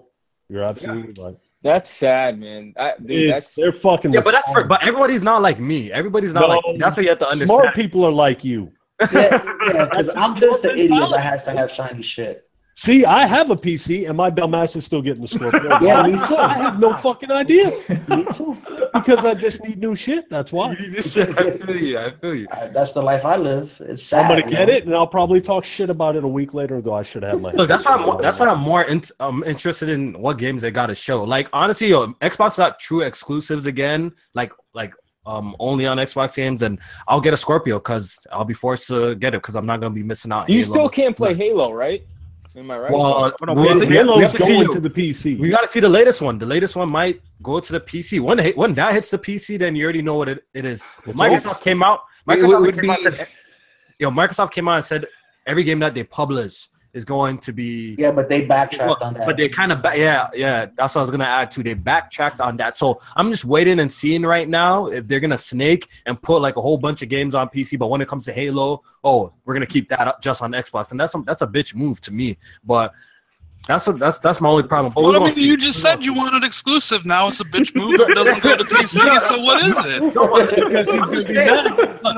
Listen to this rant. Look, I'm just kind of annoyed with the flip flopping. I kind of want a straight message. Are you going full throttle with this Windows 10 integration, or are you gonna have console exclusive? I mean, Phil You know always said that if Xbox Play Anywhere games, if it made sense, it would be on PC and Xbox. If a game doesn't make sense, like Age of Empires, they also it would said be that PC every game they publish from now on going out is going to be on PC as well, on Windows 10 as well. So look, your messaging is fucked up. That's not necessarily true because Phil said that there'll be Xbox exclusive games in the future. And Yeah, I've seen that too. That's what I'm trying to say. So I mean, like, the messaging idea Halo 6 may not fit on PC. Maybe they don't want it on PC. But Forge fit. But what does that mean? Like, if it makes sense? Forge really didn't. I mean, fit okay, but you think about like the Halo. mouse If you think about control Halo, shit. you think about Halo 6. Like you'd have to have separate communities for that, right? You couldn't have Xbox people playing with PC people, right? Because it just wouldn't work. Because the PC people would just destroy the Xbox people. So, like, they may just be like, screw it, we're not putting Halo on PC. Maybe it just doesn't work. Can you see how? I know we're supposed to end this year, but can you see how that's a problem for consumers though? Like, how about someone is sitting there right now? He wants to decide he wants to get into PC gaming or get an Xbox One. See how that's kind of messed up? Or how about a guy who has a PC and an Xbox and he's thinking about maybe I'm gonna get rid of my Xbox and just strictly game on PC. See, the problem with what they're doing right now is just mixed messaging. They're confusing the customer. Like, are you guys going, we're gonna have full exclusive on the console, or are you guys going put the games also on PC day and day. So that's my only problem. Like they just have to come out and be clear of what they're doing. Just come out and be clear. So at least I know what I'm doing. Like I don't need an Xbox anymore. I can support Microsoft and your games on PC, or I'm gonna need an Xbox. Like that shit kind of annoying. Can you imagine they drop Forza? We already know State of Decay. Crackdown. I mean, now all of a sudden the Halo drops. Halo, we're gonna keep that on Xbox. That's annoying. I get it. I completely get where you're coming from, but here's a little fact for you. Nobody uses Windows 10s for gaming. There's literally nobody playing on that system. So I mean, it sucks for you personally. Like I get it, but like nobody cares about Gears 4 on PC and Forza Horizon 3 on PC. The numbers are so low on there that I don't know if it's worth it anymore for Microsoft to continue down that path. You know what I mean? Okay, so you feel like Forza Horizon 3, Gears of War weren't successful on the Windows 10. Gears of War 4 wasn't a successful period. Like, yeah. Overall, at all, like Forza Horizon 3 was extremely successful. So how do you think about the Windows 10 sales though? I bought it on Windows 10. Yeah, well, when I mean like nobody, literally, I don't mean nobody. I mean the numbers are so low, considering there's 500 million people that run Windows 10. The amount of people who actually use the Windows 10 store for gaming is minute. Like it's an insignificant number. Yeah, because right now only got a couple of games got Dead Rising. You know what I'm saying? Obviously, majority of PC gamers are using Steam and stuff. And that store is pretty terrible. It's very like mobile looking. Microsoft would be better served putting all their games on Windows 10 and Steam at the same time. They kill. Make more money. Yeah. They kill. Or you know what? Or just use like special bonuses for the Windows Store. Something like that. I don't know. I mean, and look, I'm an Xbox fan, and still some people come to me and be like, Xbox has no worthy games to play. Can you imagine if you put them on Steam? Then it'd be like, well, what's the point of even? People have preferences. From what I understand, the PC market and the console market don't really overlap all that much. So they feel confident that putting their games on PC doesn't affect their Xbox business at all. They're totally fucking wrong. Blaze I mean, look, I'm not saying there's literally zero correlation, but I'm saying the correlation is it must be matter. Yeah, like because if it did affect their business, they wouldn't do it. Look, I'm pretty sure the average casual probably doesn't even know these games are on PC. To be exactly. honest. Look, do you remember when Gears 4 did a test a couple months ago? Where they actually had cross-compat between the PC and the Gears, right? And they actually gave out the numbers about how many people. It was 95,000 played on Xbox One and 5,000 played on the PC. Well, you also have to admit that the fact that it's because it's only on the Windows Store, not on Steam. Well, yeah, that's a big hindrance too. I think if Gears hit Steam, I think it would actually do numbers. Yeah, people really support that platform. I don't know why PC gamers are stubborn like that. Because Steam is a great place to get your games. They give you the exe files, and if Steam ever shuts down, you don't lose your titles. Yeah. That's cool. That's why. It's because like you buy your game, you actually own it, even though it's purely digital. Okay. All right, we're gonna wrap this up, or we're gonna go on forever. So Press Start Podcast episode 21. It was great talking with you guys. Like I said, this is the last episode until June 1st, and from there we're going on weekly. So look forward to that. I'm gonna have a official permanent cast members, and we're gonna have 2 weekly guests every week. So look forward to that June 1st. So there's not gonna be another podcast this month until then. And I just want to go around and do the outros real quick, Rand.